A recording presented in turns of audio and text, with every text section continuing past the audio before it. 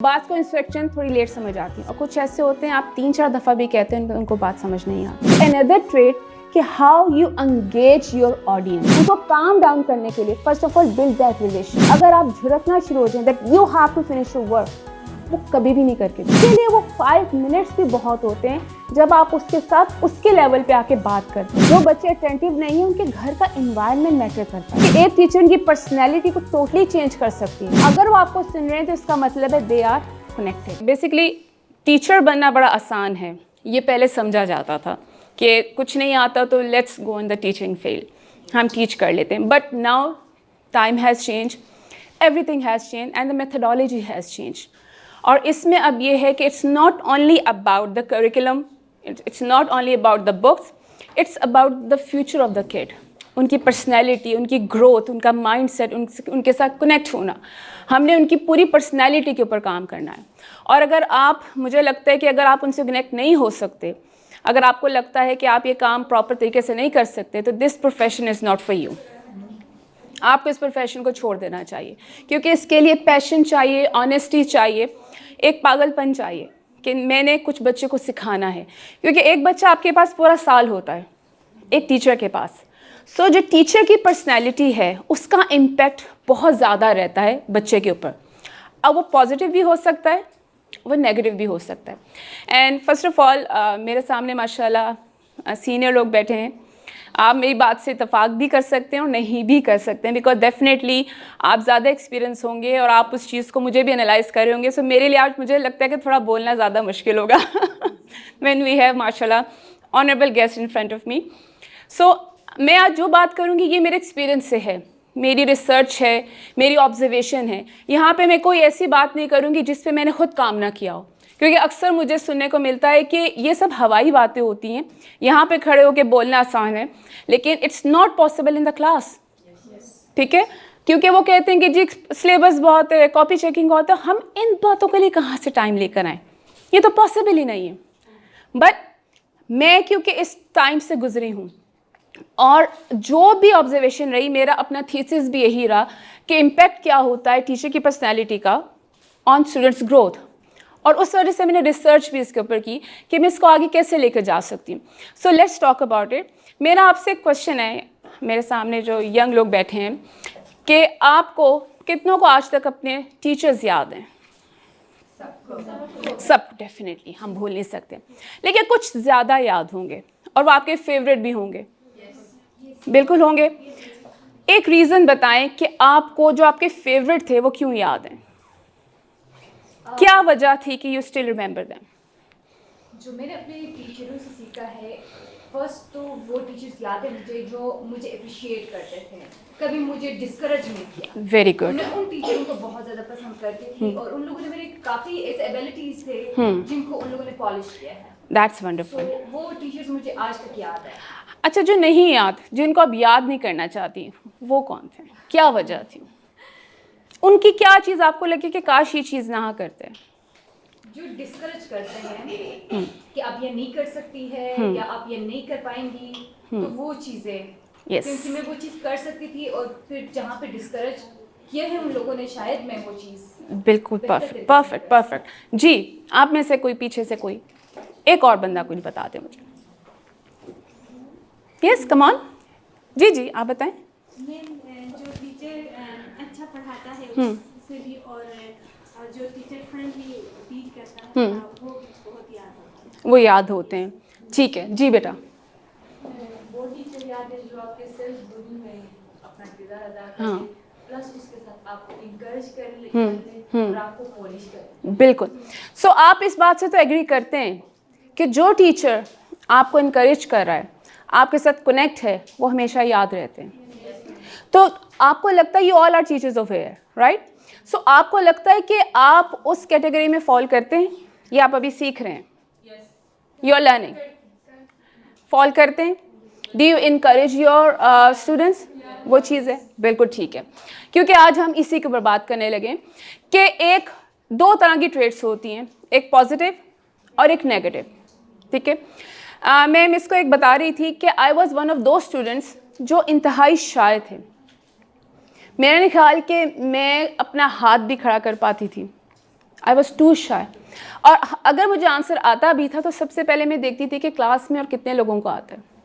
मुझे आंसर आता है और करेक्ट आता है, but I use to think कि क्या बाकी लोगों को आता है, और अगर कहीं से भी हैंड रेज नहीं हुआ तो मैंने भी नहीं करना।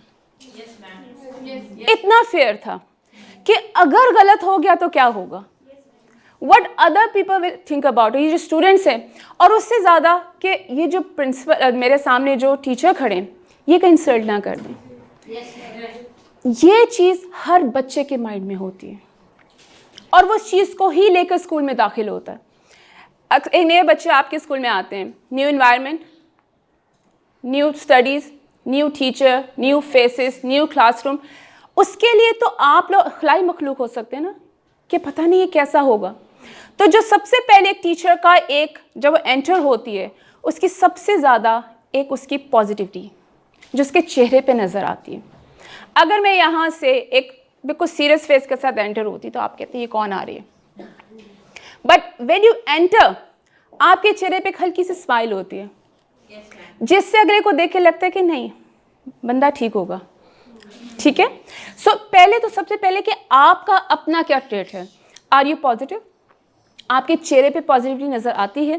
क्या वो स्माइल है, वो हम्बलनेस है कि बच्चा जिसको देखेगा कि यस ये कुछ मज़ेदार है, इनसे बात हो सकती है।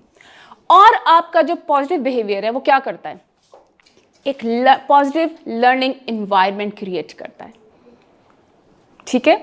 आपका अपना एटीट्यूड, आपका अपना पॉजिटिव बिहेवियर पूरी क्लास का इन्वायरमेंट बदल देता है, क्योंकि आप क्या करते हैं, आप वेलकम कर रहे हैं।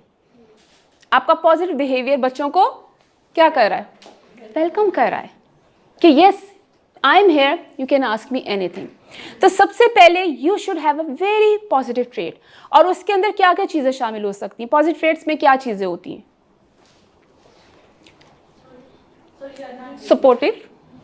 सपोर्टिव हो सकते हैं जी, ऑनेस्टी, एनकरेजमेंट, और क्या हो सकता है, इंथुजियास्टिक, ठीक है, और सॉरी अकाउंटेबिलिटी। ये पॉजिटिव ट्रेट्स हैं कि जब आप अपने अंदर चीज़ें लेकर आते हैं और एक आप क्लास के आगे खड़े होते हैं तो आप यकीन करें आपकी पॉजिटिव वाइब्स शिफ्ट हो रही हैं, ऑटोमेटिकली बच्चे को पता चल रहा है। लेकिन अगर मेरा एटीट्यूड ऐसा नहीं है, हम इसके उल्टा चले जाएं, नेगेटिव है, तो इसका इम्पैक्ट क्या आने वाला है? क्या कर रहे हो आप, व्हाट यू आर डूइंग? बैठ जाओ, शोर नहीं करना, मैं जब तक शुरू ना करूं कोई ये नहीं करेगा। ये क्या पॉजिटिव इम्पैक्ट डाल रहा है? बिल्कुल नेगेटिव डाल रहा है। बच्चे को पता चलता है। सो सबसे पहले जो पहली ट्रेट हमने बात की है that is a positive trait. Secondly encouragement. बहुत से बच्चे आपसे बहुत सी बातें करना चाहते हैं, डिस्कशन करना चाहते हैं, they have a lot to tell you, उनके पास बहुत सी स्टोरीज होती हैं, लेकिन हमारे पास टाइम नहीं होता। What we do, do we listen their stories? Some of us, sometimes, because हमारे ज़हन में होता है that we have to finish our task. मैं अपने आप को आपकी एग्जाम्पल दूँ मेरे इंग्लिश टीचर की। मेरे सबसे फेवरेट मेरे इंग्लिश के टीचर थे। वो 15 मिनट हमसे डिस्कशन करते थे, बातें किया करते थे, अपनी स्टोरी सुनाया करते थे, और उसके साथ साथ वो अपना काम स्टार्ट करवा दिया करते थे। हम सबसे ज़्यादा उनका वेट किया करते थे। क्यों? क्योंकि वो हमें ऐसे लगता था ही गिव अस सम टाइम, हमारे साथ डिस्कशन करते हैं, अपनी स्टोरी सुनाना, फिर हमसे पूछना do you like this thing, do you like hiking, I used to do hiking, और इसमें बड़ा मज़ा आता था। तो बच्चे उनसे बात करना शुरू किया। सर हमें भी मज़ा आता था, हम इस चीज़ों को बात किया करते थे। और एक हमारे केमिस्ट्री के सर आते थे जिन्होंने आते साथ ही सबसे पहले बोर्ड पकड़ना और पढ़ाना शुरू कर देना। ट्रस्ट में मुझे आज तक केमिस्ट्री समझ नहीं आई, मेरा कभी फेवरेट नहीं रहा। मुझे लगता था ये वो ना तारे ज़मीन वाली हरकत हो रही कि मेरे आगे ना वर्ड्स सारे गायब हो गए and I don't know what he is talking about. So 15 minutes या 10 मिनट्स हमारे इंग्लिश के सर हमसे कनेक्ट होते थे, हमारा फोकस टोटली उनकी तरफ हो जाया करता था। डिस्ट्रैक्शंस नहीं थी, हम डिस्ट्रैक्ट नहीं होते थे, हम टोटली फोकस हो जाया करते थे। अगर आप बच्चे को चाहते हो कि एक सही इम्पैक्ट आपका आए आपकी इस पर, सबसे पहले you need to connect with them, और कनेक्ट ये होती है when you communicate with them. और उससे क्या होता है, आपको बच्चे का पता चल जाता है उसका फियर क्या है, ठीक है, वो किस चीज़ में बहुत अच्छा है, किस चीज़ में वो लैक करता है, sorry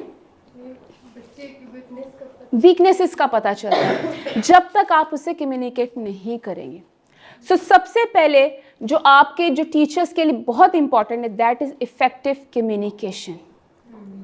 throw them the question. आप कोई बात करना चाहते हैं, जैसे मैंने एक स्टार्ट किया, एक टीचर से लेकर आए, आप क्वेश्चन ऑडियंस में फेंके, बच्चों में फेंके, लेट्स सी कितने लोग उसको पार्टिसिपेट करते हैं, कितने लोग आपको उसका आंसर देना चाहते हैं।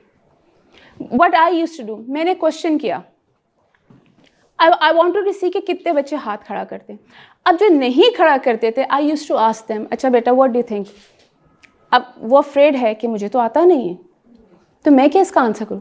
मेरा मकसद होता था कि ही शुड पार्टिसिपेट, एटलीस्ट वो पार्टिसिपेट करे। तो व्हाट आई यूज, मैं इनकरेज कैसे करती थी, बट मुझे कुछ भी आंसर दे दो, नेवर माइंड इट्स रॉन्ग और it is correct, I don't mind. मैंने वो ट्रस्ट दिया उसको। So it is very important to give that trust to your child. Or for example, he gave me the wrong answer. What I did? Okay. First of all, I didn't say him anything. What I did? Okay, that's fine. What is your answer? What is your answer? Now he gave me correct answer. मैंने एक और बंदा choose किया जो जिसका मुझे पता है he will give a correct answer. So I asked him, what is your answer? Then I'll go back to him. What is your answer? So जितनी देर में उसने बाकी जवाब सुने हैं, he will try to answer that. बेशक वो copy करके ही देगा। And I'll appreciate. ये क्या हो गया, encouragement। उसको ये फील ही कहीं नहीं आया कि मुझे तो आंसर आता ही नहीं था, कोई इंसल्ट नहीं हुई। बच्चों को पता था कि what they are doing. So what we are doing over here, हमारी पर्सनैलिटी क्या है, हम बच्चों के ऊपर कैसे काम करना चाहते हैं, हम उनको इनकरेज करना चाहते हैं या हम उनको डिस्करेज करना चाहते हैं, हम उनको आगे लाना चाहते हैं या हम यही चाहते हैं कि वो बैक सीट पे बैठे रहें और हमें देखते रहें।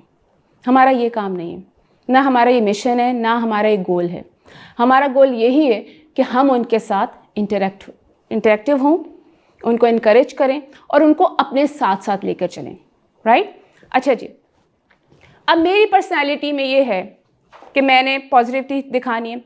अब ये हुआ कि बच्चे क्लास में आपको हर तरह के डाइवर्सिटी है ना, डिफरेंट बैकग्राउंड से आ रहे हैं। एक बच्चा, हर बच्चे एक माइंडसेट के हो सकते हैं, यहाँ पे नहीं हो सकते, डिफरेंट माइंडसेट के।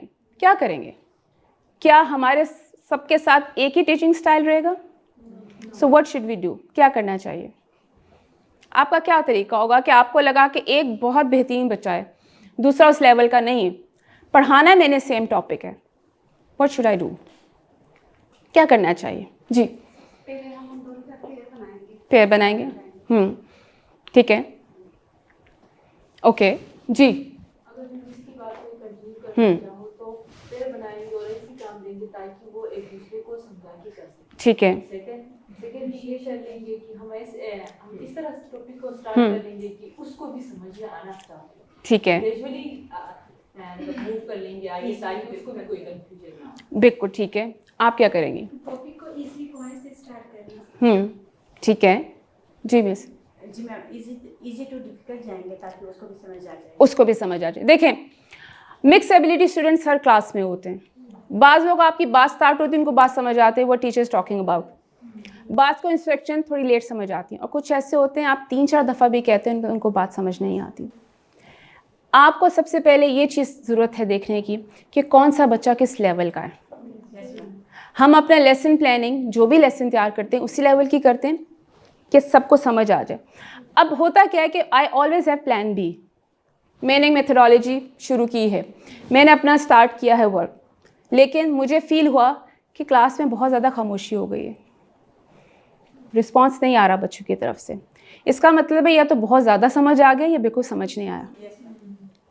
उस वक्त you need to change that plan. लेकिन उससे पहले वो जो खामोशी है उसको तोड़ने की ज़रूरत है। ठीक है, उसमें what I will do, I will perform a very quick activity for them. उनके माइंड को थोड़ा सा एक्टिव करने के लिए, दोबारा से वापस लाने के लिए. And then I change my plan and I go for my B plan, और मैं अपनी मेथडोलॉजी को चेंज करूँगी. फॉर इंस्टेंट फिर भी समय नहीं आया, what I do, I give you a task, group work, I give a task, and I know कि वो जो लास्ट में बच्चा बैठा हुआ है उसके दिमाग में कुछ नहीं गया. आई विल कॉल हिम, आ जाओ, let's sit with me and let's do this work. आपने क्या किया, उस बच्चे को अपने साथ एंगेज किया. सो अनदर ट्रेट कि how you engage your audience, या आपका बच्चा आपसे कितना एंगेज हो गया. अगर वो बोर हो रहा है, अगर उसको उस चीज़ समझ ही नहीं आ रही, तो वो एंगेज ही नहीं होगा ना. So we need to change. आपके वर्ड्स, आपकी कन्वर्सेशन, आपकी मेथडोलॉजी मुसलसल चेंज होनी चाहिए. ये नहीं कि जो मैंने वहाँ पे लिखा था मैं उसी तरीके से, क्योंकि मेरा लेसन था and I have to complete the lesson, तो मैं तो उसी तरीके से लेके जाऊँगी, मुझे इसे कहीं पे भी चेंज नहीं करना. That is wrong way. That is your class, वो आपकी किंगडम है. ये बच्चे आपके सामने बैठे हैं. यू नीड टू नो कि मेरे इस वक्त मेरे लिए करेक्ट चीज़ क्या है, what I need to do. That is what we are going to do. ठीक है, ऑल राइट. अगेन आप यहाँ से मुझे ये बताइए, एक हाइपर एक्टिव बच्चा है आपकी क्लास में. सॉरी, मैं थोड़ा सा ये शुरू में क्वेश्चन आंसर्स करती हूँ, सो डोंट माइंड कि आज हमसे कुछ ज़्यादा question answer. I you know what about hyper active बच्चे कैसे होते हैं? जी, ये कर सकते हैं कि उसको इस तरह एंगेज कर ले कि थोड़ा जो अनएक्टिव बच्चे उसके साथ बिठाए, ये टास्क दे कि इसको भी बताएं, इसको भी आप साथ साथ पढ़ा ले. अगर वो अपना टास्क जल्दी कर लेता है तो हम कहेंगे कि आपने ये करना है, कि आपका हो गया, अच्छा ठीक है, सही है, अब आपका नहीं हुआ है, आपने इसे सुना. एक्चुअली होता क्या है, बच्चे हाइपर एक्टिव क्यों होते हैं, या कुछ बच्चे वो अटेंशन सीकर्स होते हैं. ठीक है, दे वांट, क्योंकि उनको टॉपिक समझ नहीं आता, तो वो ऐसी चीज़ें स्टार्ट कर देते जिससे उनको टेंशन भी मिल जाए और काम भी ना हो. They don't want to do any work. So what you need to do, हम रिलेशनशिप बिल्डिंग स्टार्ट करते हैं. अब स्टूडेंट और टीचर का क्या रिलेशन होता है, बिल्कुल मजबूत रिलेशन है. अगर हम वो बिल्ड नहीं कर सके, तो वो जो हाइपर एक्टिव हैं या जो बच्चे जिनका इंटरेस्ट डेवलप नहीं होता, वो क्लास में हमेशा आपको तंग ही करते रहेंगे. सो उसके लिए what we need to do, कि आपकी क्लास में अगर ऐसे बच्चे होते हैं जो आपको बिल्कुल भी एक्टिव नहीं, आई मीन बहुत ज़्यादा एक्टिव हैं कि वो किसी तरह से भी आपको काम नहीं करने देते, उसके लिए है कि आप उनको हमेशा अपने साथ कनेक्ट करते हैं. आप बाकी सबको, जैसे मैंने अभी बताया कि कोई काम नहीं कर रहा, तो वो जो बच्चे हैं उनको काम डाउन करने के लिए first of all build that relation. उनको अपने पास बुलाएं एंड जस्ट आस्क देम, क्या बात है, व्हाट हैपन, पढ़ाई में दिल नहीं करा, it's okay, you can sit, आप आराम से बैठो, लेट्स डू इट लेटर. ये आपको मैं क्यों बता रही हूँ, I used to do work in Turkish school. अब टर्किश बच्चों का ये एक मसला था कि वो बहुत ज़्यादा हाइपर एक्टिव थे. नंबर 2, ना उनको इंग्लिश आती थी ना उनको उर्दू आती थी. And that was a big challenge for us कि हम उनको अपने साथ कनेक्ट कैसे करें. उनको तो कोई बात लैंग्वेज समझ ही नहीं आती, तो हम करें क्या इस वक्त. So what I used to do over there, कि मैंने पहले उनके साथ रिलेशन बिल्ड किया, क्योंकि मैं उनको जो कहती थी ना वो उसके ऑपोजिट करते थे. If I have to tell them sit down, मैं इशारों से बात करना, उन्होंने खड़े हो जाना. अगर मैं कहती थी कि डोंट गो आउटसाइड, तो वो बाहर जाके दिखाते थे, don't go, don't, they used to go outside. So what I started do, मैंने कहा ठीक है, ओके गो. तो वो परेशान होगी कि व्हाट शी सेड, बाकी तो मुझे मना कर रहे हैं, इसने मुझे क्यों रोक दिया. Go outside, you want to go outside, go. अब he is looking at me and he is thinking कि should I move or not. मैं कहा you can go, it's okay. Then he doesn't want to do work, okay, I used to sit with him and I started doing his work. Do you want to do work? Work? No work. Okay, no work. What I did, patience.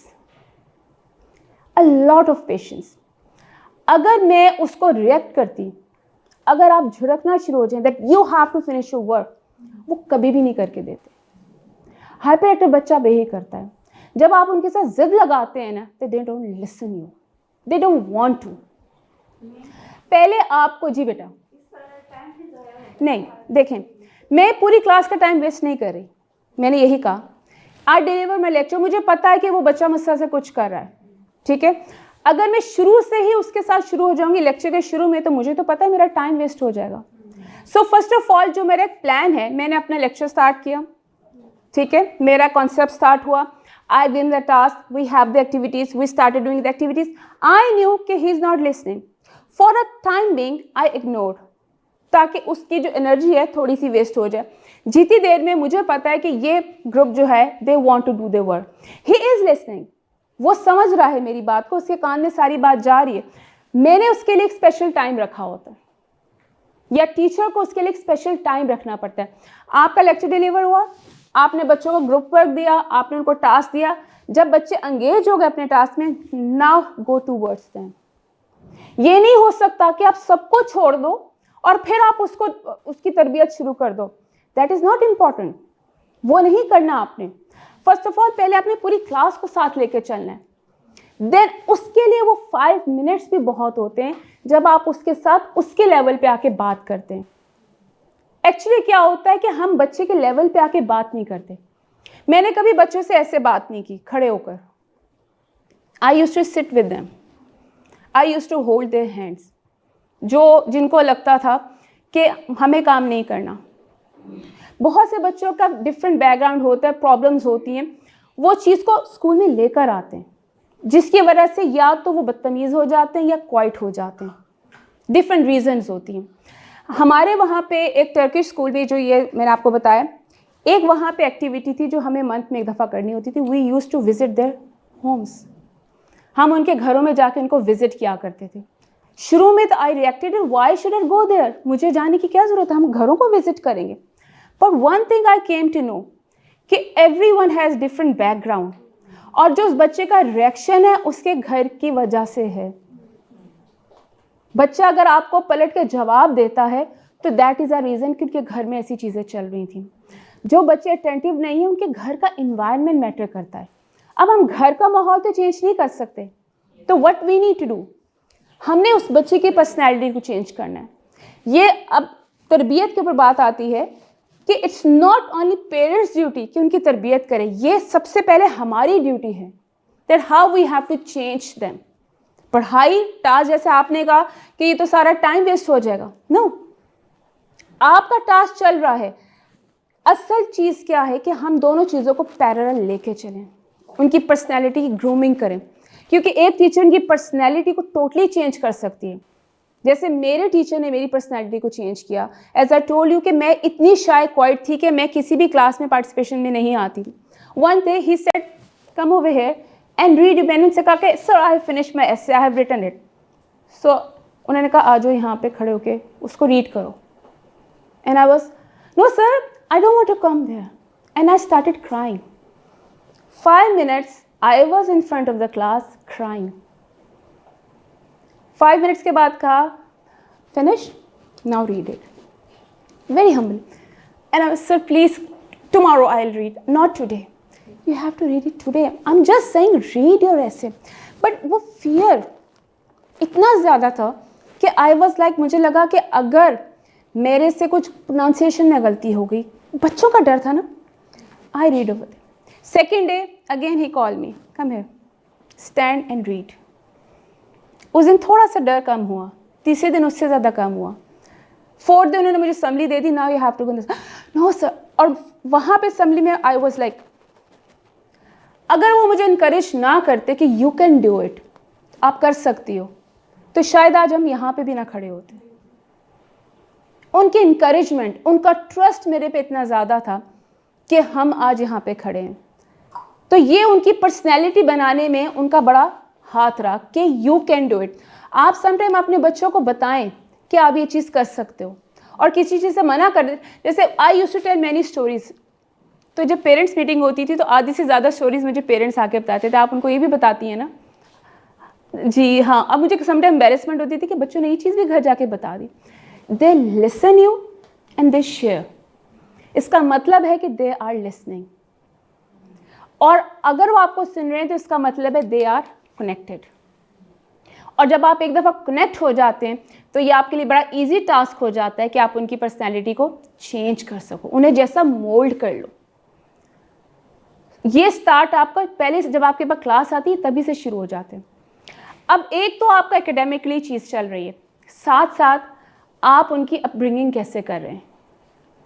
अक्सर मैंने teacher से, I am sorry, there were few teacher used to, ये मेरा काम नहीं है मैं उसको तमीज़ सिखाऊं, पेरेंट्स सिखाएं, ये मेरा काम नहीं है उसको ये चीज़ सिखाना है ना। मैं सोचती थी कि क्यों नहीं, मेरे सामने अगर कोई चीज़ बच्चा कर रहा है तो ये मेरा फ़र्ज़ है कि, जैसे आजकल के बच्चे सलाम ही नहीं करते। सबसे बड़ा प्रॉब्लम ये, आप बड़े गुजर जाएंगे, आप टीचर्स गुजर जाएंगे, प्रिंसिपल गुजर, वो आपके सामने से ना ये गुजर जाते हैं, दे डोंट ग्रीट। मुझे ये चीज़ बड़ी लगती थी कि हम अपने टीचर को 10 दफ़ा सलाम करते थे कि फाइनली उन्हें मुझे कहा कि सुबह 1 दफ़ा होता है, बार बार नहीं करते बेटा। मैंने कहा ठीक। व्हाट आई स्टार्टेड, मैं बच्चों को लेक्चर देना, सलाम करना, ये होता है वो होता है, लेकिन जब भी बच्चों ने गुजरना बगैर सलाम के गुजर जाते। तो मैंने क्या स्ट्रेटजी अपनाई, जब वो मेरे पास से गुजरते थे तो व्हाट्स योर नेम, आपका नेम क्या? नुज़रत।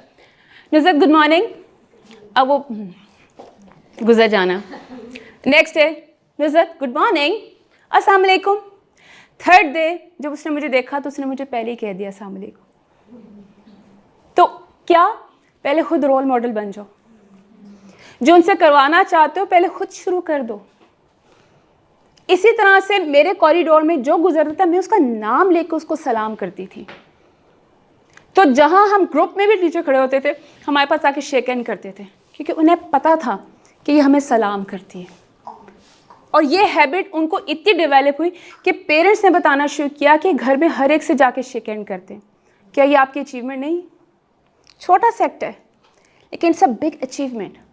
इसी तरह से ये तरबियत का पार्ट है कि आप किस तरह से बच्चों को तरबियत करते हैं, उनको चीज़ें सिखाते हैं। उसके लिए पहले आपको खुद वैसा बनना पड़ता है। बैठ के पानी पीना है तो बैठ के पानी पीना पड़ेगा। आप जो चीज़ याद रखिए, उनको जो बता रहे हैं ना, पहले खुद उनको करके दिखाएं। जैसे आजकल हमारे यहाँ पे डस्टबिन का यूज़ करने का रवाज ही नहीं। बच्चों ने जहाँ ब्रेक के बाद, आपने छुट्टी के बाद आपने क्लासरूम्स में देखा होगा कि क्लासेस का हशर है। मैं बड़े फ़ख्र से कहती हूँ कि मेरी क्लासरूम सबसे ज़्यादा साफ़ होती थी। पूरा साल मैं उनके ऊपर काम करती थी इस चीज़ पे कि वी हैव द डस्टबिन। क्यों फेंकना ज़रूरी? इसलिए हमारा मुल्क गंदा नज़र आता है, इसलिए आपको सड़कें गंदी नज़र आती है, क्योंकि हम ही फेंकते हैं। अगर आप साफ़ रखोगे तो बाकी चीज़ें भी साफ़ नज़र आएंगी। उन्होंने अपने, और कहते थे टीचर डस्टबिन ना हो तो फिर हम क्या करें? I showed them my handbag, I take out the wrappers. मैंने उनको कुछ रैपर्स दिखाए, मैंने कहा ये वो रैपर्स हैं जहाँ मुझे डस्टबिन नहीं मिला ना, मैंने अपने बैग में डाल दिए। सो व्हाट आई डिड, उनको बन के दिखाई वो चीज़। आपको खुद रोल मॉडल बनना पड़ता है। सो उनसे डिस्कशन जारी रखिए। डोंट थिंक कि आप, अब ये बच्चा मेरे सामने बैठा ना, आपको लग रहा हो कि ये अपना बिजी है, ही इज़ लिसनिंग।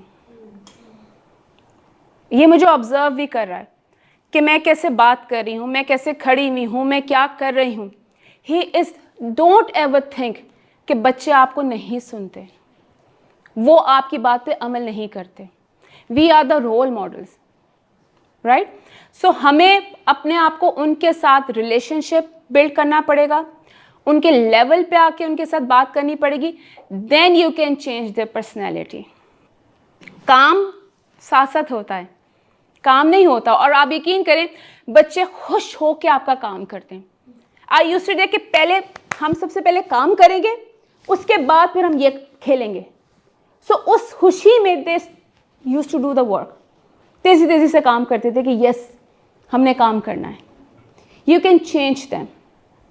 सो अगर हमारा एक गोल है, एक इंस्टीट्यूट का गोल है, इस गोल को मैच होना चाहिए आपस में, और हम सबका एक ही गोल है, देयर फ्यूचर, राइट? आप सुबह स्कूल किस गोल से आते हैं, किस मिशन से आते हैं? कि मेरी जॉब है, मैंने जाना है, मैंने पढ़ाना है, मैंने पैसे कमाने, मैंने वापस, इज दिस आवर मिशन? कितनों का ये गोल है कि सिर्फ मैं पैसे के लिए काम करती हूँ? महल में हमारा मिशन हो ही नहीं सकता, होना भी नहीं चाहिए।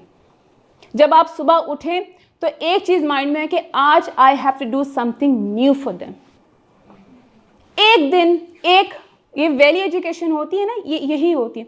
एक दिन एक मैसेज तो मैंने आज उनको ज़रूर देना है when I go to school, और उसको सारे दिन रिपीट करें, नॉट रिपीट, विद एक्शंस। और अब यकीन करें कि you will see the results.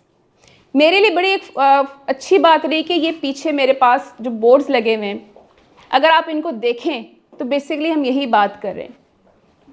एक नज़र अगर इस पर डालें, new mind set new results. If you can change their mind set you can get very good results. Mind set क्या होता है? क्योंकि जाहिर है आप वहाँ पे जो बच्चे होंगे उनका माइंड सेट ये होता है ना कि हम बस क्या पढ़ेंगे, पढ़ के हमने क्या ज़िंदगी में करना है, क्योंकि उन्होंने वो चीज़ देखी नहीं होती। If you can change their mind set that you can achieve anything in your life. अगर तुम पढ़ाई कर लो, अगर तुम स्कूल आते हो, why you come to school, change their mind कि स्कूल आने का रीज़न क्या था। अगर उसके फादर कोई मजदूरी करते थे तो ज़रूरी नहीं you have to do the same thing, you can change that. So new mind set new results. आपको उनका माइंड बिल्डअप करना पड़ता है and this is your responsibility, parents की नहीं है। देखिए पेरेंट्स के ऊपर बड़े टास्क होते हैं। अक्सर जब पेरेंट्स मीटिंग होती है, call them and discuss the idea, वो कहते हैं जी मेरे पास टाइम नहीं है, literally we don't have time. तो तरबियत कौन करेगा फिर? आप तो उनकी नीड्स, उनकी रिक्वायरमेंट्स पूरी करें ना, खाना खा लो, स्कूल चले जाओ, सो जाओ, खा लो पी लो, बाकी की चीज़ें सोशलाइजिंग, इंटरेक्शन, कॉन्फिडेंस, कम्युनिकेशन, वो कौन कराएगा फिर? तो अगर वो कहीं ना कहीं वो रिस्पॉन्सिबिलिटी अगर हम ले लें, हम वो रिस्पॉन्सिबिलिटी लेके हमने इस बच्चे को कॉन्फिडेंट भी बनाना है, हमने इसकी पर्सनैलिटी भी बनानी है, इसको एक विजन देना है इस बच्चे को जो मेरे पास आया है, ताकि जब वो आपके पास से जाए तो उसका माइंड क्लियर हो कि मेरी लाइफ का मकसद क्या है। क्योंकि जो शहरों के जो बड़े वहाँ पे होते हैं ना, इनका ऑलरेडी कहीं ना कहीं माइंड बना हुआ होता है, उनके घर का माहौल, वो बड़ी बड़ी चीज़ें देख रहे हैं, तो वो ऑलरेडी इसी माहौल में पढ़े लिखे ब्रॉट अप उनका होता है। लेकिन जब आप नॉर्दर्न एरियाज़ में चले जाते हैं तो उनकी बड़ी लिमिटेड सोच होती है, वो आउट ऑफ द बॉक्स ज़्यादा नहीं सोचते। वहाँ पे माशाल्लाह बड़े ब्रिलियंट लोग होंगे, डेफिनेटली हैं, लेकिन ये हमारी आज की रिक्वायरमेंट है और ये हमारी आज की ज़रूरत है कि how we can change their mindset. Make a plan, सोचा करें आज मैं क्या करूं इस बच्चे के लिए। और बिलीव मी, बच्चे आपको आके बहुत सी चीज़ें बताएंगे जिससे उनके माइंड में क्या चल रहा है पता चलता है। मेरी एक स्टूडेंट थी, सर आप बिलीव नहीं करेंगे, she was very quite, never participate, unfortunately she had very dark complexion और मोस्टली फ्रेंडशिप्स नहीं होती थी, बच्चे नहीं करते थे, आजकल के आपको पता है चीज़ें देखे। So I used to call me, आप किस चीज़ में पार्टिसिपेट नहीं, आई डोंट वांट टू। फिर उसका सेकंड सेंटेंस होता था क्योंकि मैं अगली हूँ। That was shocking for me, who told you are ugly? My grand mother, मेरी दादी ने कहा है। मुझे यकीन करें, मैं इतनी शॉक हुई ये बात सुन के कि ऐसा भी होता है। एंड मैं, और इसी वजह से उसने कहा कि बिकॉज आई एम अगली तो nobody make me friend, और वाकई में कोई फ्रेंडशिप करता ही नहीं था। So what I did, I try to change her mind set. It was very difficult task for me कि मैंने उससे कहा आई एम योर फ्रेंड। उसका एक बड़ा खूब, हमारे ईद के बाद के जो ड्रेसेस होते हैं तो मैं कहा beautiful, you are looking good, कहती नो आई एम नॉट। इस हद तक शी न्यू कि मेरे अंदर इतनी बड़ी फॉल्ट है। So every day I use to talk, और मैं बच्चों को दिखाती थी कि देखो I am talking to her, मेरी फ्रेंड है। I use to tell everybody she is my friend, she is my friend. देखा देखी बच्चों ने उसके साथ कि टीचर की फ्रेंड है तो हम क्यों नहीं है, तो उन्होंने उसके साथ दोस्ती करना शुरू की। और मैं उसको कहती थी they all are your friends, look sit with them. और मैं हर हफ्ते उसकी सीट चेंज किया करती थी ताकि उसका इंटरेक्शन रहे हर बच्चे के साथ। So by the end of the year, trust me, they all were friends. मुझे उन बच्चों का भी माइंड चेंज करना पड़ा कि वी ऑल आर ह्यूमन, और आपको ये चीज़ निकालनी पड़ती। रेसिज्म होता है ना, इस चीज़ को निकालना पड़ता बच्चों के दिमागों से। There is no religion, religion को डिस्कस नहीं करना, पॉलिटिक्स को डिस्कस नहीं करना, इन चीज़ों को नहीं करना। So this is how we change their mind. So वो आज भी बच्ची माशाल्लाह, she might be in 9th और 10th, but we are still connected. वो कनेक्ट है, उसे पता है कि ये बंदी थी जिसने कहीं ना कहीं उसका माइंड चेंज किया। She become confident. कैसे? कि उसको चीज़ों में पार्टिसिपेट करवाना शुरू किया कि यू कैन डू इट। अपने बच्चों को एक स्टेटमेंट बताया करें, यू कैन डू इट। यहाँ पे भी शायद लिखा हुआ होगा, you can do it. It has a power, very strong power. कभी बच्चों को बोल के देखें कि यू कैन डू इट। जो ना कहे उसमें करें, because we are afraid of our failures. हमें अपने फेलियर से बड़ा डर लगता है कि अगर हम फेल हो गए तो सो व्हाट, कोई बात नहीं, it's an experiment, we will do it again. So बच्चे start listening to me. Then count your blessing, stronger than your excuses. Enjoy the little things. These are all beautiful messages which you can give to your child. It is a part of their तर्बियत, उनको ऊपर लाने के लिए। This is how we do our work. Any question over here?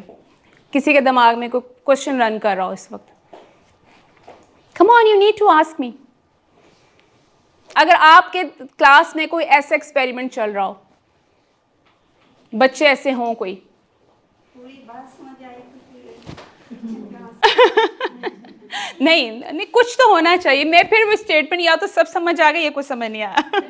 Ji. Last time ये हुआ कि हमारे teacher class में पढ़ा रही तो एक बच्चे को समझ नहीं आ रहा था, तो टीचर उसके पास गई, देखी और उसने समझाया ना, वो बच्चा था। तो इस पे हमारे स्कूल के हेड ने उन्होंने आके कहा कि थोड़ा सा डिस्टेंस पे बैठ के रह के आप उनको पढ़ाएं। बिल्कुल ठीक है। एक तो बॉयज है वहाँ। हाँ, देखिए उनकी बात बिल्कुल ठीक थी। हमारा देखिए एक एहतराम का लेवल भी होता है, ठीक है। उन्होंने अपनी जगह बात बिल्कुल ठीक है, क्योंकि हर एरिया का एक अपना एटीट्यूड होता है ना, एक कल्चर होता है। आप वहाँ पे इंटरेक्शन बाज़ दफ़ा इस चीज़ को पसंद नहीं किया जाता, लेकिन आपने बात तो समझानी है। अगर सर वहाँ बैठे हैं और मैं यहाँ बैठी हूँ तो क्या मेरा इंटरेक्शन नहीं हो सकता? मैं अगर उनसे कोई बात करना चाहती हूँ तो I can interact like this also. ज़रूरी नहीं है कि बहुत करीब हो, लेकिन द पॉइंट इज़ क्या आप उनको बात समझाना क्या चाहते हैं। जनरल पॉइंट कि आप उनको क्या, अगर आपको लगा है कि मैंने सबके साथ ओवरऑल बात करनी है या मैंने उस इंडिविजुअल को बताना है कि ये चीज़, मुझे जैसे फॉर एग्जांपल कुछ चीज़ें पता चलती थी, मैं उस बच्चे को एम्बेरस भी नहीं करना चाहती थी कि मुझे I came to know this thing. तो what I used to do, जो मॉर्निंग का पहला लेसन होता है, आप उससे पहले we always get 15 minutes to discuss things. तो मैं जर्नली चीज़ों को डिस्कस किया करती थी। पहले आप इस चीज़ को लेकर चलो कि अगर आप if you want to send them any message, कोई पास करना चाहते हैं, तो उसको इस तरह से लेकर आए कि जिसको आप मैसेज देना चाह रहे हैं उस तक भी पहुंच जाए, बल्कि सब तक जाए वो मैसेज। देखिए आजकल बहुत से ऐसे सेंसिटिव मैसेजेस हैं जो अक्सर होता ना कि शर्म आ जाती। पेरेंट्स कहते हैं जी हम बच्चों से कैसे डिस्कस करें, हमें तो शर्म आती। टीचर भी कहते हैं हम कैसे डिस्कस करें, हमें तो नहीं ऐसी बात करनी चाहिए। जबकि मुझे लगता है कि ये हमारी ड्यूटी है to discuss very specially girls के इश्यूज़ होते हैं। अगर आपकी को एजुकेशन नहीं है and you have separate classes for boys and girls, separate है, it's okay. So there are many things which you can discuss with them generally. अपने वर्ड्स को कंट्रोल में रखकर कन्वे दो messages in your class. I have done it. जैसे good touch bad touch होते थे, बड़ा इंपॉर्टेंट मैसेज है टू कन्वे देम। हम इस चीज़ को अक्सर अवॉइड करते हैं कि भाई हम क्लास में क्यों बात करें, ये बच्चे क्या सोचेंगे। बट आजकल मीडिया और चीज़ें इतनी एडवांस हो गई हैं, आप बात नहीं करेंगे तो कहीं और से मैसेज मिल जाएगा। So it is important to discuss those things with your kids. It's a part of that तरबियत। तरबियत बेसिकली किसको कहते हैं, क्या होती है तरबियत?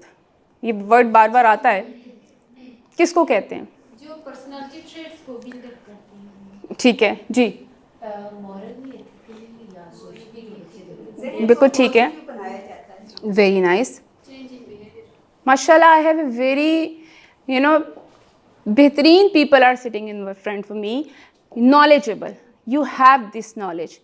तरबियत बेसिकली यही ट्रेट है कि बच्चों को वैल्यू सिखाई जाएं अच्छे बुरे की तमीज़ सिखाई जाए, बड़ों छोटों का एहतराम सिखाया जाए, सोसाइटी में कैसे मूव करना है उस चीज़ों को सिखाया जाए। हम सोशलाइजिंग नहीं सिखाते हैं, वे हमारे पास सोशल स्किल्स ही नहीं है। क्या होती हैं सोशल स्किल्स?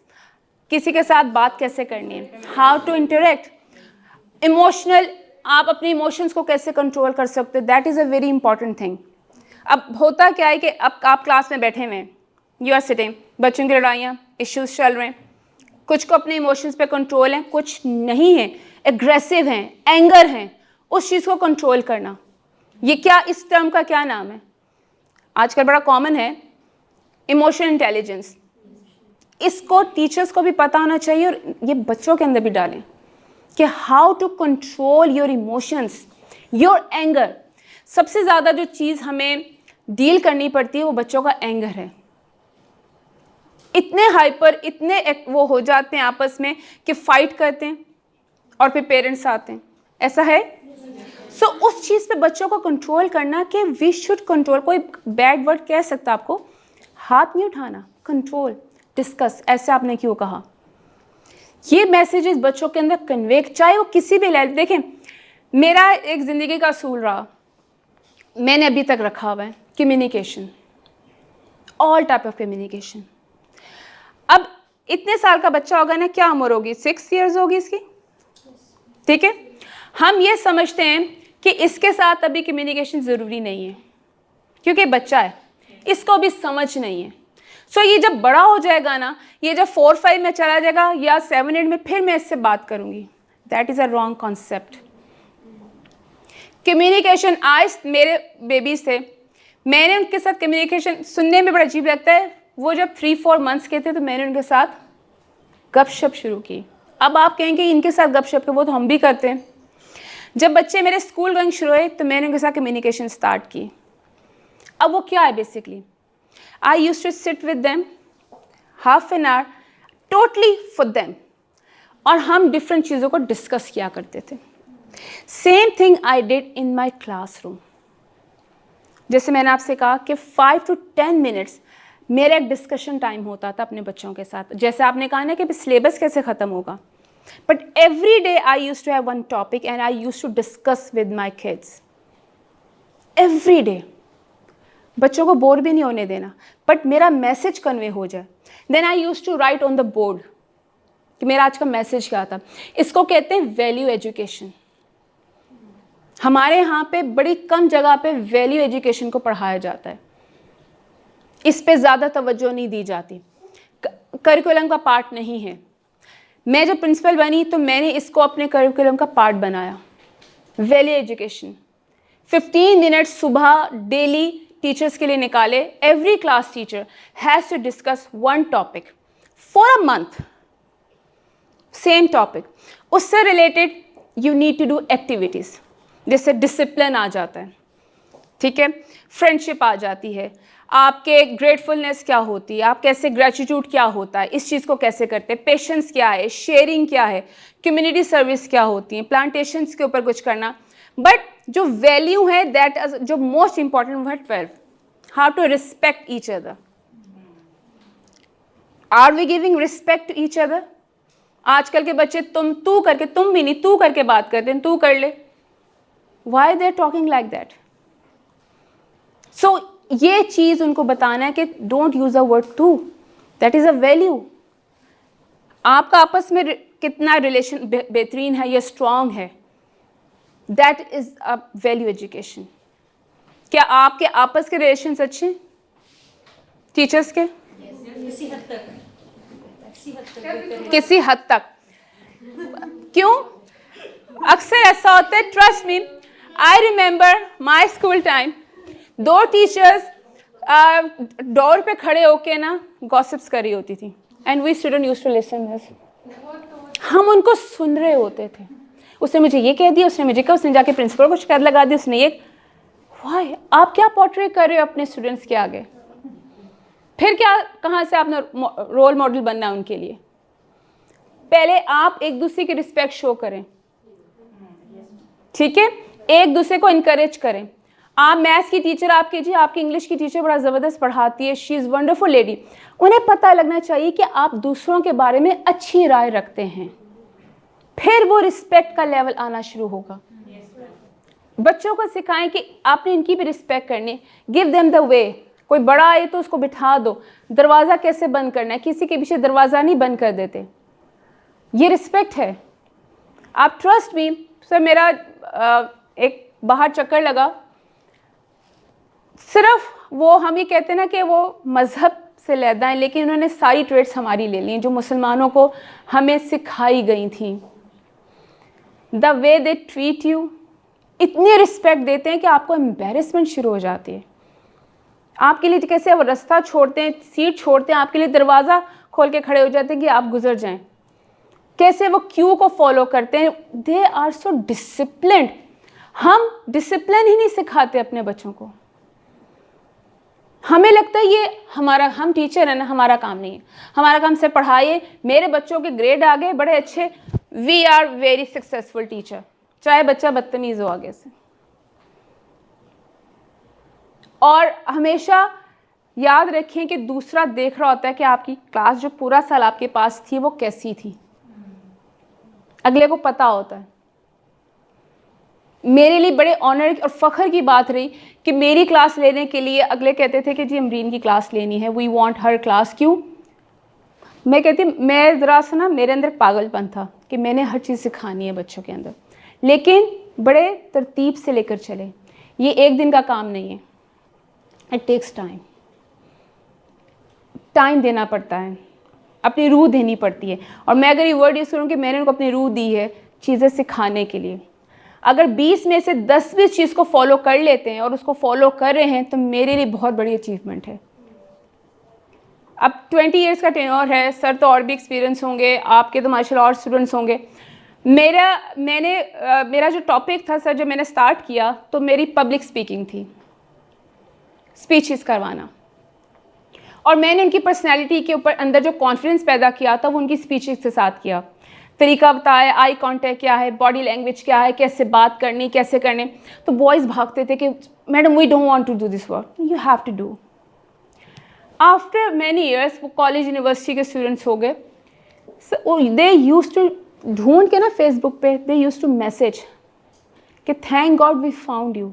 हम आपको थैंक यू करना चाहते हैं कि जो उस वक्त आपने ये हमें चीज़ें सिखाई, आगे हमारी प्रेजेंटेशंस में, आगे हमारी जॉब में काम आई।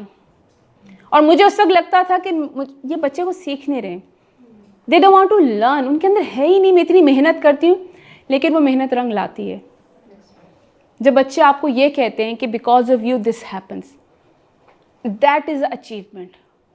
और ये हम सब की एक ख्वाहिश जो भी कह दे होनी चाहिए कि आफ्टर मैनी ईयर्स जब बच्चा आपको याद करे तो आपको अच्छे अल्फाज में याद करे कि because of her I have changed, उसकी वजह से मेरे अंदर ये चेंज आया था। और बच्चे कभी नहीं भूलते। इतने सालों के बाद मुझे एक्सपीरियंस हुआ कि दे नेवर फॉरगेट। अगर मैं अपने मेंटोर्स को नहीं भूली, मैं आज भी क्रेडिट उनको देती हूँ कि मेरी पर्सनैलिटी बनाने में उनका बहुत बड़ा हाथ था। तो how my student can forget me.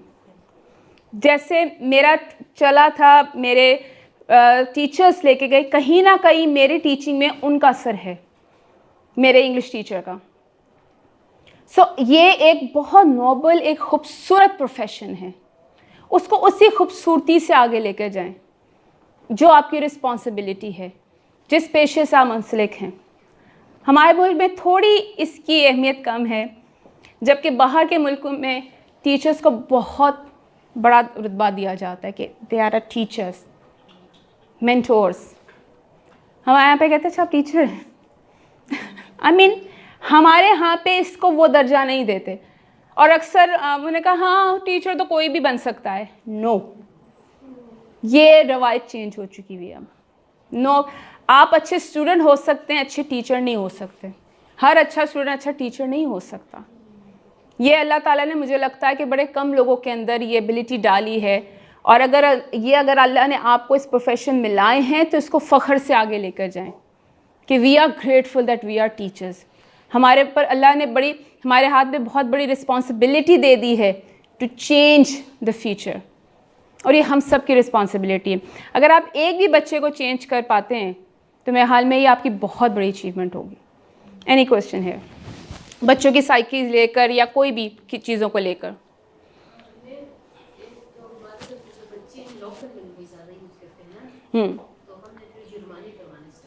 अच्छा, लोकल लैंग्वेज मतलब कि इंग्लिश नहीं बोलते या उर्दू नहीं बोलते? इंग्लिश भी नहीं बोलते, उर्दू भी नहीं बोलते, उनकी अपनी कोई लोकल लैंग्वेज बहुत ज़्यादा यूज़ करते आप क्या लैंग्वेज यूज़ करती हैं क्लास में? हैं। उर्दू यूज़ करती हैं। आप क्लास में इन्वायरमेंट इंग्लिश का रखना चाहते हैं या उर्दू का? उर्दू का। देखें, सबसे पहले एक ही लैंग्वेज को आगे लेके चलें, इंग्लिश या उर्दू को? उर्दू होता है ना। देखें, उसमें क्या है, जो आप क्लास का इन्वायरमेंट दे रहे हैं ना, जैसे हमारे शहरों में यहाँ पे लाहौर बड़े बड़े स्कूल्स में इंग्लिश का इन्वायरमेंट रखते हैं, तो वो इन्वायरमेंट ही ऐसे क्रिएट कर देते हैं कि बच्चों के लिए रूम ही नहीं रहता कि उर्दू में बात करें। वो कहीं पे भी उर्दू का वर्ड यूज़ नहीं करते। ये एक प्रैक्टिस है। इंग्लिश को कोई बड़ी बोलना कोई बड़ी चीज़ नहीं है, लेकिन इट्स अ लैंग्वेज, और मुझे लगता है हर एक को लैंग्वेज आनी चाहिए to interact with other people. ये कोई बहुत बड़े फ़ख्र की बात नहीं, हमें उर्दू पे अबूर होना चाहिए। लेकिन एक क्लास का जब इन्वायरमेंट है, आपने एक रूल शुरू में बताना है कि अगर हम यहाँ पे बोलेंगे तो हम ये लैंग्वेज ही बोलेंगे।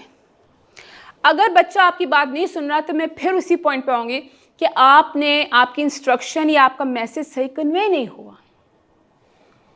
जब आपके पास शुरू में क्लास आती है एट द वेरी बिगनिंग, तो टेल देम फ्यू रूल्स।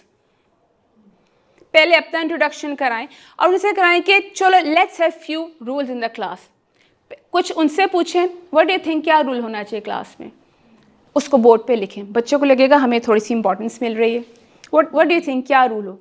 कुछ रूल्स अपने शामिल करें जो आप उनसे करवाना चाहते हैं।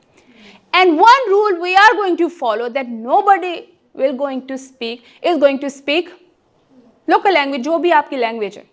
Promise? Who can do that? This is how you need to speak with them. आप उनको लेक्चर्स मत दिया करें, ये करना है, ये नहीं करना, इंग्लिश में बात करनी। अगर आपकी देखिए, मैंने अपनी क्लास में इंग्लिश का एनवायरनमेंट किया तो मैं उनकी बात ही नहीं सुनती थी। जब वो मुझसे उर्दू में बात करते थे, मैं कहती थी 2 words, if you can't speak the whole sentence, at least try to speak those words in English which you already know. Go out, sit down, छोटे छोटे वर्ड से स्टार्ट होता है ना, क्योंकि हेजिटेशन होती है। But give them that environment in the class. थोड़े से रूल्स रखें और उसके लिए आपको खुद भी फॉलो करना है। आप कहेंगे जी एक रूल मेरे लिए बता दो, I did that in the class. उन्होंने 2-3 रूल्स मुझे बता दी, ma'am you will not do that. मैं कहा okay done, I will not do that, what else. अब बच्चों को लगा अच्छा टीचर इज लिसनिंग, फन भी हो गया, गेम भी हो गई। And who is going to break that rule? Chocolate खिलाएगा। Next time you will bring the chocolate, chocolate भी आ गई अगले दिन। सो हमने इसको क्रिएट किया, एक फन बनाया। एक और बताऊं, एक प्रोग्रेस चार्ट अपनी क्लास में लगाएं और जो रूल आपके फॉलो कराना चाहते हैं ना, उन रूल्स को उसके ऊपर लिखें। मैंने बाय किए कुछ golden and silver stars. Bye the end of the जो भी आपका वीक एंड होता था, वो स्टार्स वहाँ पे मिलते थे, उसमें मैंने अपना नाम भी लिखा। और सारे सुबह जब बच्चे आते थे उस चार्ट पेपर के आगे खड़े रहते थे, किसको कितने स्टार्स मिल गए। सो और एक हमने उसके अंदर रखा कि जो रूल फॉलो नहीं करेगा उसको ब्लैक डॉट मिलेगा। वो ब्लैक डॉट बच्चों को ना पसंद नहीं था। Teacher please remove this black dot, next time we will not do that. मैं कहा it will remain over there but next time I will give you star, अगली दफ़ा जरूर स्टार मिलेगा, ये रिमूव नहीं होगा। एक सेंस ऑफ कॉम्पिटिशन आ गया। सो आप जो भी रूल अपनी क्लास में, जैसे आपकी लैंग्वेज का इशू है, पहले ही दिन उनको बताएं कि हमने why it is important to learn Urdu और इंग्लिश, और हमने किस लैंग्वेज में बात करनी है, टेल देम। इंग्लिश का अगर आप इंट्रोड्यूस कराना चाहते हो तो इंग्लिश के पीरियड में एक रूल रख दो कि इस पीरियड में वी ओनली स्पीक इंग्लिश, हम इसमें और बात नहीं करेंगे। उर्दू के पीरियड में रूल रख दें कि उर्दू के पीरियड में हम सिर्फ उर्दू में बात करेंगे। ठीक है, जब आप प्यार से कनेक्ट होकर उनके साथ बात करना शुरू करेंगे, दे विल लिसन।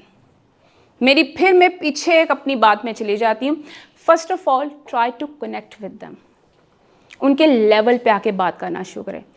आपको बहुत नरम दिल होने की ज़रूरत नहीं है, आपको अपनी इंस्ट्रक्शन, अपनी चीज़ें, अपने रूल्स को फॉलो करना है, but in a very good way. जो लोग बहुत ज़्यादा फ़नी हो जाते हैं ना, तो बच्चे भी उनको थोड़ा नॉन सीरियस लेना शुरू कर देते हैं। हमने वो काम भी नहीं करना है, राइट? आप जैसे, अब मैं मुसलसल यहाँ पे खड़ी हुई हूँ, टीचर्स अक्सर यहीं पे खड़ी रहती, that is a wrong thing. जो पीछे वाले बच्चे होते हैं ना, उनको लगता है कि हमारी तरह ज़्यादा तवज्जो नहीं है, मैं सिर्फ तवज्जो क्योंकि मेरी डेफिनेटली नज़र ज़्यादा इधर जा रही होगी, इधर जा रही होगी। अगर आपने सबके सब कनेक्ट होना है तो you have to walk, sometimes sit over there when they are doing the task, sometimes sit over there. बच्चों को लगता है yes now they are close to me, अब ये हमें सुन रही हैं, ठीक है? और कोई क्वेश्चन? मैम, ये क्लास के दौरान टीचर के मौजूदगी में करते हैं ना, जो ही रिसेस में बच्चे बाहर करते हैं तो ये रूल्स को फॉलो नहीं करते हैं, इसके लिए क्या करना चाहिए? देखो क्या नाम है आपका? देखें, same rule will be follow. मेरी बात ना, मैं एक चीज़ को काफ़ी ज़्यादा कनेक्ट करती हूँ, बार बार इस बात को अक्सर रिपीट करती हूँ। बच्चा कभी भी आपको डिसोबे नहीं करेगा। अब बच्चे को पता है टीचर उनके साथ नहीं है, जब घर से भी आते हैं तो वो अपनी लैंग्वेज देखें, पहले तो उनको ये अप्रिशिएट करें कि एटलीस्ट वो क्लास में बोल रहे हैं, अप्रिशिएट तो करें ना। होता क्या है कि हमारे अंदर ना, मैं आपको चीज़ बताऊँ, अप्रिसिएशन का माहौल बहुत ज़्यादा कम है। इवन पेरेंट्स भी जब तक 100 मार्क्स नहीं ले लेंगे अप्रिशिएट नहीं करते। भाई अगर उसने 20 मार्क्स भी फॉर इंस्टेंट ले लिए, उसको अप्रिशिएट करो कि उसने जितनी उसकी एफर्ट्स थी उसने उस पर लगा दी। हम उसको उतनी देर तक डांटते रहते हैं जब तक वो बड़े अचीवमेंट ना कर ले। आप बच्चों को छोटे छोटे टास्क देना शुरू करें। फॉर एग्जाम्पल, पहले जहाँ से मैं स्टार्ट करती हूँ, और उसको उस पर अप्रिशिएट करें। आप उसको इस बात पे अप्रिशिएट करें कि at least he speaking in the classroom. जब आप उसको इनकरेज करेंगे कि well done, today I am very happy with you, आज तुमने क्लास में उर्दू बोली, अगर तो कितना मज़ा आए कि तुम घर में भी बोलो, तुम्हारे पेरेंट्स कितने खुश होंगे कि तुम हमसे इस लैंग्वेज में बात कर रहे हो। तो उसके अंदर एक वो जोश आ जाता है। अच्छा, I used to do that कि इंग्लिश में बात की, मैंने कहा यही बात ना पेरेंट्स को बतानी, उन्हें पता चले you know the English, you know how to speak, उनके अंदर भी। तो आपका अपना गेस्चर भी वैसे मज़ेदार होना चाहिए। अगर आप बिल्कुल ही एक प्लेन फेस के साथ, बहुत अच्छा किया तुमने इंग्लिश में बात की है, मुझे अच्छा लगा, उसे क्या पता आपने अप्रिशिएट किया। और अगर मैं कहूँ वेल डन ऐसे ही करने आगे से, तो इससे अगला बच्चे को क्या लगेगा? इनकरेजमेंट मिल रही, उसे लगेगा मैंने बहुत बड़ा पहाड़ तय कर लिया। छोटी छोटी चीज़ों पे अप्रिशिएट करना सीखें। Don't wait. जब हम I used to give them ऐसे, सॉरी मैं अपनी एग्जाम्पल ज़्यादा कोट कर रही हूँ, उनकी जब मुझे राइटिंग इम्प्रूव करानी थी, क्रिएटिव राइटिंग को, सो फर्स्ट डे मैंने उनको इतने पेपर्स दिए एंड आज give them the topic my first day in school. किसी ने मुझे 2 लाइन्स लिख के दी, किसी ने 4 लिख के दी, कुछ ने 5 भी लिख ली, किसी ने 1 लिखी और किसी ने सोचता रहा कि टीचर शुरू कहाँ से करूँ, कुछ भी लिख दो, व्हाटएवर। क्यों? एक तो पहले मुझे उससे अंदाज़ा हो कि किस में कितनी कैपेसिटी है, क्या लिख सकता है, ठीक है। उसके बाद क्या, मैंने वो पहला दिन का पेपर सेफ रखा। Why? I wanted to show their parents, पहले दिन का और आखिरी दिन का पेपर, कि मैंने क्या काम किया है इनके लिए। So what I used to do, creative writing हमारे तो प्लानर में वीक की 1 थी, बट जहाँ मुझे लगता था कि वी हैव 10 मिनट्स, मैं उनको पेपर देती थी and I used to give them topic. तो उससे पहले we used to discuss the topic, my favourite place for example, हम उसको बात करें, अच्छा फेवरेट प्लेस ये भी हो सकती, ये भी है, वो भी। Now right it down. कुछ फटाफट लिखते थे और कुछ सोच रहे हैं, तो I used to go to them and अच्छा यहाँ से स्टार्ट करो, ये चीज़ें लिख के ले आओ, ओके। अब वो आपके पास आए हैं ना, मैंने हर एक के लिए कैंडी रखी होती थी। अब किसी ने बहुत अच्छा रखा, उसको भी अप्रिशिएट किया। जो मेरे पास 2 लाइन्स लिख के लाया, आई अप्रिशिएटेड हिम ऑल्सो। उसको कुछ, क्योंकि बेट वो उनका माइंडसेट इतना ही था, अभी उनकी इतनी ही समझ थी। बच्चे आहिस्ता आहिस्ता खोलते हैं, उनका दिमाग आहिस्ता आहिस्ता खोलता है। डू नॉट एक्सपेक्ट कि आपको वो बहुत बेहतरीन काम 2 हफ्ते में करके दे देंगे। They gradually grow, but they need your appreciation. उनको हर लाइन पे अप्रिशिएट करें। एक बच्ची ने मेरे ड्रीम हाउस का, कि आपका ड्रीम हाउस कैसा होगा, शी थॉट समथिंग एल्स, वो बहुत खूबसूरत ऐसे लिख के ले आई। अब मैंने कहा कि ये तो टॉपिक से टोटली ऑपोजिट चला गया। मैंने कहा बहुत ज़बरदस्त लिखा है, वेरी नाइस, लेकिन हम आज जो डिस्कस कर रहे थे मेरा ये टॉपिक था, आपको ये ओह टीचर सो सॉरी। मैं कहा इतना ज़बरदस्त लिखा, इसकी हम हेडिंग चेंज कर देते हैं। And I change the topic name. मैंने कहा आप दूसरा वाला लिख के ले आओ। सो इस टोन में जब आप बात करते हैं, इनकरेजिंग टोन में बात करते हैं, they love to do your work. उन्हें पता है कि हमारे किसी भी काम में को कीड़ा नहीं निकलेगा, हमें सबके सामने इंसल्ट नहीं होगी कि ये अक्सर क्या होता है, ये क्या करके ले आऊं, तुम्हें आता नहीं था, इतनी देर से बच्चा एक से दूसरी दफ़ा पूछेगा, आप डांट देते हैं, अभी तो इतना समझाया था फिर पूछ रहे हो। वहीं हमने उसका क्या किया, कॉन्फिडेंस डाउन कर दिया। आपने तो खुद ही उसको बिठा दिया, उसकी पर्सनैलिटी डैमेज। नेक्स्ट टाइम वो कभी हिम्मत नहीं करेगा आपसे कुछ पूछने की। सो अगर वो आपसे एक से इतना पेशेंस आपने होना चाहिए कि अगर वो 3 से 4 दफ़ा भी पूछ ले तो give them answer. Don't tell them कि मैंने अभी कहा था, क्योंकि हर एक की समझ लेवल कैलिबर डिफरेंट होता है। यहाँ पे जितने लोग बैठे हैं हम सबका कैलिबर एक नहीं है। मेरा किसी से कम हो सकता है, किसी से ज़्यादा हो सकता है, किसी को बात मेरी बेहतरीन समझ आ रही, किसी को लग रहा होगा ये क्या बता रही है। हर कोई इस वक्त आपके जहन में डिफरेंट चीज़ें चल रही हैं। और बच्चों का अटेंशन स्पैन तो फ्यू सेकंड्स का होता है, उसके बाद तो वो गायब। आप क्या बोल रहे हैं उनको नहीं पता, आपकी तो मजबूरी है मुझे सुनना। You have to listen. नहीं, जस्ट किडिंग। बट रिमेंबर, बच्चों का अगर वो 15 मिनट आप उनसे बात करें ना, तो रिमेंबर उन्होंने आपकी 2 से 3 मिनट बात सुनी है, उसके बाद उनका दिमाग डिस्ट्रैक्ट हो गया है। अक्सर आप पूछते हैं ना, मैं अक्सर I want to check somebody, तो अच्छा last word what I said. अगर वो बिजी है किसी काम में या कुछ हरकत हो रही है, अगर आप किसी को काम डाउन करना चाहते हैं ना, जैसे अभी मैंने क्या कहा था, व्हाट आई सेड, वो वहीं पे हो जाएगा। Teacher you are saying what, next time listen to me, okay, you have to listen. मुझे पता था वो हरकतें कर रहा है, शरारत हो रही है, पीछे से लड़े, उनको अटेंड करने का सिर्फ देखो, what I said, tell me what does it mean, what is the definition of this, वहीं पे वो अटेंटिव हो जाएगा। This is how we grab their attention.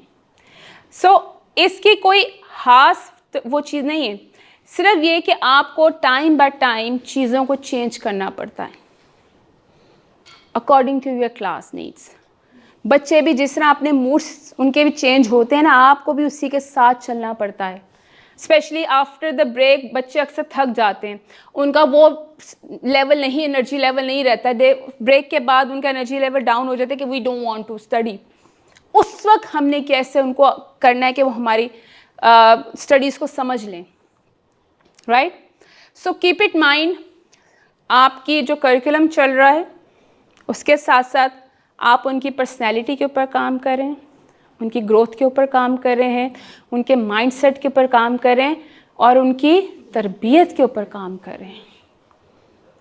आपने इन सब चीज़ों के ऊपर एक ही टाइम पे काम करना है। अब ये आपका हुनर है, ये आपकी खूबी है कि आप चीज़ों को कैसे मैनेज करते हैं। अगर आप पैनिक हो जाते हैं कि उफ इतनी बड़ी क्लास है, ये तो मुझे सुनते नहीं है, आई कांट डू, और मेरी क्लास में ये बदतमीज़ है, हम स्टाफ रूम में जाके अक्सर बुराइयां करे होते हैं, ये ऐसा ये ऐसा ये ऐसा, इट्स योर फेलियर देन। आपको पता ही नहीं है कि भाई टीचिंग है क्या, कंट्रोल कैसे करना है चीज़ों को, you don't know such things. You have to give them space. Sometime उनको लिबर्टी देनी पड़ती है, समटाइम उनको इनिशिएटिव होता है ना, क्रिटिकल थिंकिंग होती है, समटाइम उनको चैलेंज दे देते हैं, आपको उनको चैलेंज देना पड़ता है। थोड़ा सा उनको करने दे काम को, उनको टास्क दे दें और उनके के जस्ट डू इट, जैसे आपको आता है उसको अप्रिशिएट करें। ज़रूरी नहीं है कि हर तब उनको इंस्ट्रक्शंस ही कंट्रोल उनको चीज़ें कराई जाएं। Sometime we give them space, लेकिन ये उस वक्त पॉसिबल है जब आप एक लेवल बच्चों के साथ मेंटेन कर लेते हैं। पहले आप उनको अपने ट्रैक पे लाना पड़ता है, फिर आप उनको छोड़ते हैं, नाउ मूव। या ये अगर मैं ये वर्ड्स शुरू करूं कि पहले आप उनको चलना सिखाते हैं, फिर आप कहते हैं कि अब यहाँ पे भागो। और अगर आप उनको चलना ही नहीं सिखा सके और आप कह रहे हैं जी भागो और मुझे नंबर 1 आके दिखाना, is it possible? It's not possible. So we need to work on them. जब एक समझ लें, जब आपके पास नई क्लास आती है तो आपके पास न्यू बॉर्न बच्चा आ रहा है, चाहे वो किसी भी लेवल का है, आपके पास तो न्यू है। सो 1 हफ्ता लगाएं उनको समझने में, हर बच्चा डिफरेंट माइंडसेट, आपको एक हफ्ते में आइडिया हो जाएगा ये शरारती है, ये शाय है, ये खामोश है, ये टॉकेटिव है, इसकी हैंड राइटिंग अच्छी है, इसकी रीडिंग अच्छी है। ये आप सारे सेक्शंस याद कर लें, लिख लें और उनके वीक एरियाज पे काम करें, not on the good areas. Good तो ऑलरेडी अच्छे हैं, हम अक्सर ना वीक एरियाज को भूल जाते हैं। वीक एरियाज पे काम करना है उनके। किसी की राइटिंग अच्छी है, ठीक है, रीडिंग अच्छी नहीं है, रीडिंग पे काम करना है, तो रीडिंग से एक्टिविटी क्या है।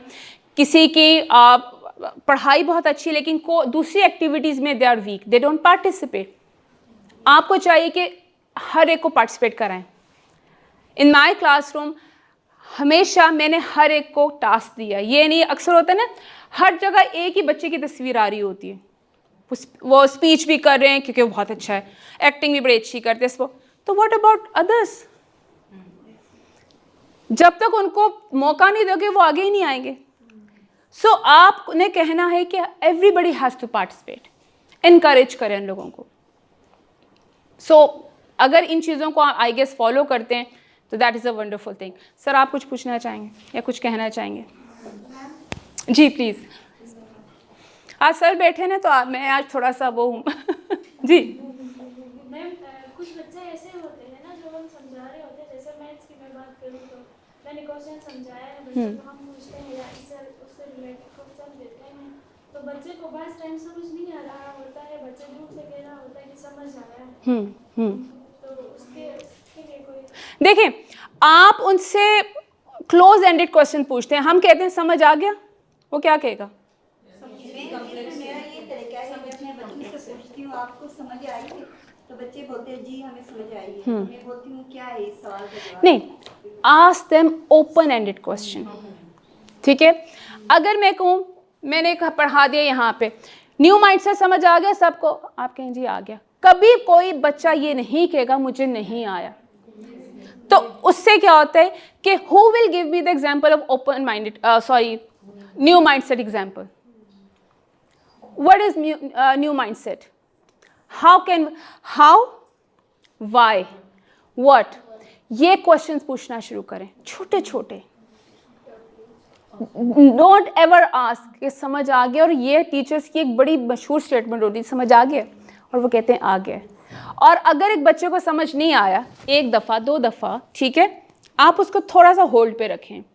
जैसे मैंने शुरू में कहा, आपको पता चल गया कि मुझे 2-3 दफ़ा में भी इस बच्चे को नहीं, मैथ्स स्पेशली अक्सर होता है कि मैथ्स बच्चों के नहीं अच्छा होता, okay, give them task, group work करवाना सीखें। उनकी अरेंजमेंट ऐसे कराएं कि 3, 4, 6 का ग्रुप बनाएं, उनको बोर्ड पे क्वेश्चन दें, एक को आप ऑनर बना दें, चल आपने इन सब के चेक भी करने और आपस में डिस्कस करके काम करना है। ग्रुप हो गया, आपने कहना आ जाओ, आप इधर आ जाओ, उसको अपने साथ बिठा के जब आप ज़रा करीब से बात समझाते हो और ज़रा स्टेप बाय स्टेप समझाते हो तो कहीं ना कहीं दे अंडरस्टैंड। सेकेंडली, आप कोई बच्चा आपको नहीं सुन रहा या बार बार, तो उनको बोर्ड पे प्रैक्टिस, बोर्ड पे सबको लिखना पसंद है, आज देम इधर आ जाओ, let's do it over here, यहाँ पे करते हैं। ये एक्टिविटी में आपको उनको इंडल्ज करना पड़ता है, बट उससे घबराना नहीं है कि मैंने 15 मिनट से समझा रही हूँ और इसको ही नहीं समझ आ रहा, why he she is asking again and again. Never mind, यही चीज़ तो हमारा काम है कि हम लोग उनको सिखाना है। हम लोग टारगेट करते हैं इनको भी समझ आ गया क्योंकि लाइक थे, इनको भी समझ आ गया क्योंकि लाइक थे, उनको छोड़ो, इतना टाइम कौन वेस्ट करे। अब sometime we have that mindset, no, मेरे टारगेट आप नहीं है, मेरा टारगेट वो होगा जो पीछे बैठा हुआ है। Keep on changing their seats, पीछे वालों को आगे ले आएँ, कभी उधर ले जाएं, कभी वहाँ पे ले जाएं। एक ही भी जगह पे ना बच्चे ज़रा कंफर्टेबल हो जाते हैं, उनको अपने कंफर्ट जोन से निकालें। यहाँ पे कोई पूछने वाला तो कोई? जी सॉरी, हाँ जी। ये होता है कि बच्चों को समझ में नहीं आता तो हमने थोड़ा आराम से जाना होता है। हाँ, कभी ये होता है कि लेट्स सपोज कोई बोर हो रहे तो मैंने कुछ एक्स्ट्रा चीज़ ऐड करना होता है, जिसकी वजह से कोर्स तो ऑलरेडी हम बहुत मतलब उसको हम मुश्किल से अरेंज कर रहे हो, तो इस वजह से थोड़ा सा रह जाता है। ठीक है, तो मैं चाहती हूँ कि आप मुझे टाइम मैनेजमेंट टाइम का बताऊँ। देखो मैथ्स की मैंने जैसे बात की, देखो मैथ्स में कॉन्सेप्ट चल रहे होता है, उस कॉन्सेप्ट को लेके आपकी बाकी की एक्सरसाइजेस चल रही होती हैं। इंग्लिश साइंस में तो आपके कॉन्सेप्ट चेंज हो जाते हैं, लेकिन मैथ्स में तो बहुत बड़ा मार्जिन होता है कि हम उनकी प्रैक्टिस करवाएं। ठीक है, आपने एक कॉन्सेप्ट डिलीवर किया, मैंने पहले भी कहा था उसको कभी भी ऐसे डिलीवर ना करो कि आप उनको लेक्चर्स दे रहे हो। पहले उनकी ब्रेन स्ट्रॉमिंग होती है, आप उनका पहले प्रायर नॉलेज चेक करते हैं कि किस हद तक उनको प्रायर नॉलेज है। फॉर एग्जांपल अगर आप एडिशंस पढ़ा रहे हो, ठीक है, एडिशंस का थोड़ा अगला या तो बिल्कुल बिगनिंग है, उनको पता ही नहीं है, तो आप स्टार्ट करते हो चॉकलेट्स ली, पेंसिल्स ली, कोई ऐसी एग्जाम्पल ली, उनके हाथ में रखी, पैसों का उनको पता है, वो चॉकलेट्स उसको काउंट कर लेंगे, लेकिन जब कॉपी पे काउंटिंग की बात आएगी तो उनसे नहीं होगा। तो आप उनसे ऐसी चीज़ें कराएं जिनके हैंड और एक्टिविटीज़, उनको चीज़ें दो, काउंट इट, कितनी है ये, अगर 2 आपके पास है, 2 मेरे पास है, मैंने आपको 1 दे दी, तो how many you have now, आपके पास कितनी है आगे। पहले ये कॉन्सेप्ट बिल्डिंग स्टार्ट हुई। उसके बाद आप बोर्ड वर्क आपका बेहतरीन होना चाहिए, आप उसको सेक्शंस पे डिवाइड करो। पहले एक को छोटे फिगर से स्टार्ट करो, जैसे एडिशन से स्मॉल, आपका कौन से लेवल है? 7। ठीक है, अच्छा, वहाँ पे जिस तरह अब आपने ये देखना है कि प्री 9 या जो भी, इनका प्रायर नॉलेज कितना स्ट्रांग था, कॉन्सेप्ट बिल्डिंग कितना पिछली क्लासेस में से, आपको समटाइम पिछला वाला रिपीट करना पड़ता है, एक हफ्ता आपने उसको रिपीट किया, आखिरी 10 मिनट्स रैप अप जो होता है या 5 मिनट्स आपने उनको पेपर देना है, आपने उनको वो क्वेश्चन आंसर्स बोर्ड पे करना है, आपने कहना अटेम्प्ट करो, ये चेक करने के लिए कि जो 30 मिनट्स मैंने बात की थी किस हद तक कितने लोगों को समझ आ गई। देखो मैथ्स में रैप अप क्वेश्चंस हो सकते हैं, अब बाकी में तो ओरल होते हैं ना, जिस तरह बाकी की हम क्वेश्चन आंसर कर ली, जिस तरह इंग्लिश में मैं कहती थी कि अच्छा अगर मैंने ग्रामर पढ़ाई है, मैंने वर्ब का है, तो आखिर रैप अप में कहती थी right 5 verbs on the paper, और हमारे पास एक बोर्ड था, तो जो भी रैप अप होता था we used to paste over there every day, वो फुल था, लेकिन उसमें था कि उससे पता चलता था, एक तो सबकी पार्टिसिपेशन होती थी और पता चलता था कितना बच्चों को समझ आ गया, किस हद तक आए। सो मैथ्स के लिए तो we have pool of activities, उसमें सबसे ज़्यादा देखो मैथ्स ओरल नहीं हो सकता, it's all written.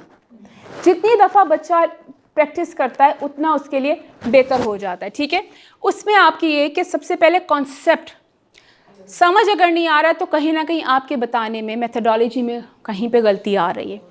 First you need to सी कि आप क्या मेथडोलॉजी यूज़ कर रहे थे। जैसे मैंने कहा ना कि मैथ्स में sometime I use to do कि मैं वहीं पे स्टॉप हो जाती थी कि मुझे लगता था खामोशी ज़्यादा है और बच्चे just staring me, it's mean my methodology is not working.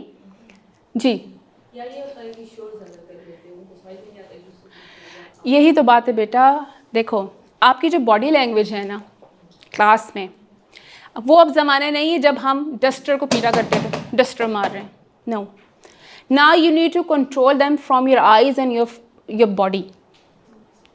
आपकी इतनी स्ट्रॉन्ग गेस्चर होना चाहिए कि अगला आप एंटर हो तो क्लास खामोश हो जाए, एंड इट्स एन आर्ट।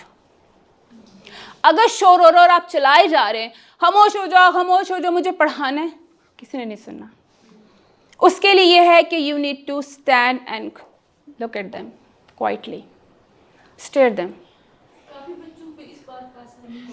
बेटा देखो, बिकॉज देखो मैं बताती हूँ, देखो मैंने बड़े बच्चों को भी पढ़ाया है, नहीं very good, let us ask कि उसके जहन में है कि इसका हल क्या है। देखो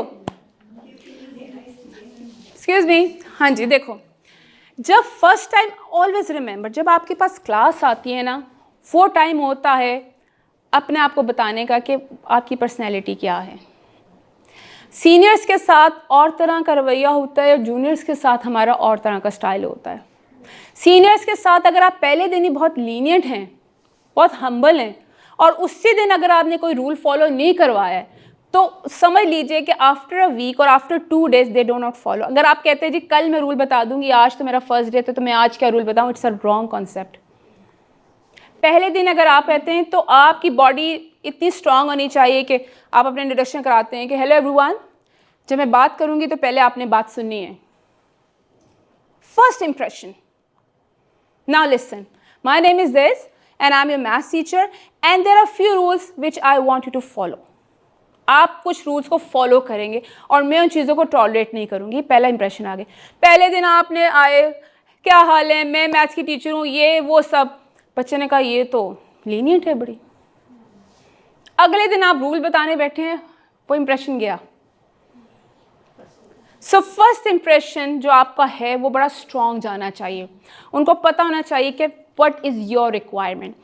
अब समझ आ रहा है कि जी आप कौन सा पढ़ा रही, शोर हो रहा है, लीव एवरीथिंग, छोड़ दें वहीं पढ़ाना।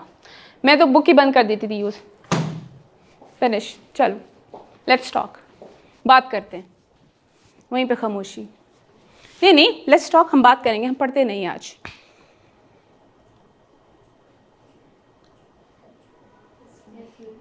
ये खामोशी क्या कह रही है? मैं खामोश हूँ, बात करो।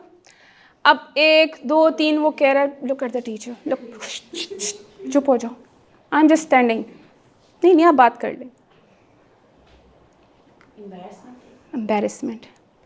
जब खामोश हो जाएं उस वक्त अपना रूल बताना शुरू करो कि नेक्स्ट टाइम आपकी टोन, ये जो टोन है ना, मैं ऐसा शाउट नहीं कर रही, मैं कभी शाउट नहीं की अपनी क्लास में। ये जो टोन है ना, ये बाज़ दफ़ा ना बड़ी सख्त होती है, नरम, लेकिन लगती बड़ी ज़ोर की है। और आपने कहना है कि अगर आप लोग क्लास में डिसिप्लिन से बैठते हैं और आप चाहते हैं कि पढ़ना है तो मैं कंटिन्यू करूँगी, वरना आई लीव द क्लास। हो सकता है ये भी बात ना लीव की बात करें, I am standing now here, जिसने जितनी बात करनी है I am giving you 5 minutes, बात कर लो, after 5 minutes you have to listen me. मैं यहाँ बैठी हूँ, करो बात, कोई नहीं बोलेगा। और अगर बात बीच में फिर भी बड़े होते हैं ऐसे, सो उसमें भी मैं हुई हूँ तो पीछे से कुछ हुई, फिर मुझे पता होता है कौन कर रहा होता है। All right, what I did,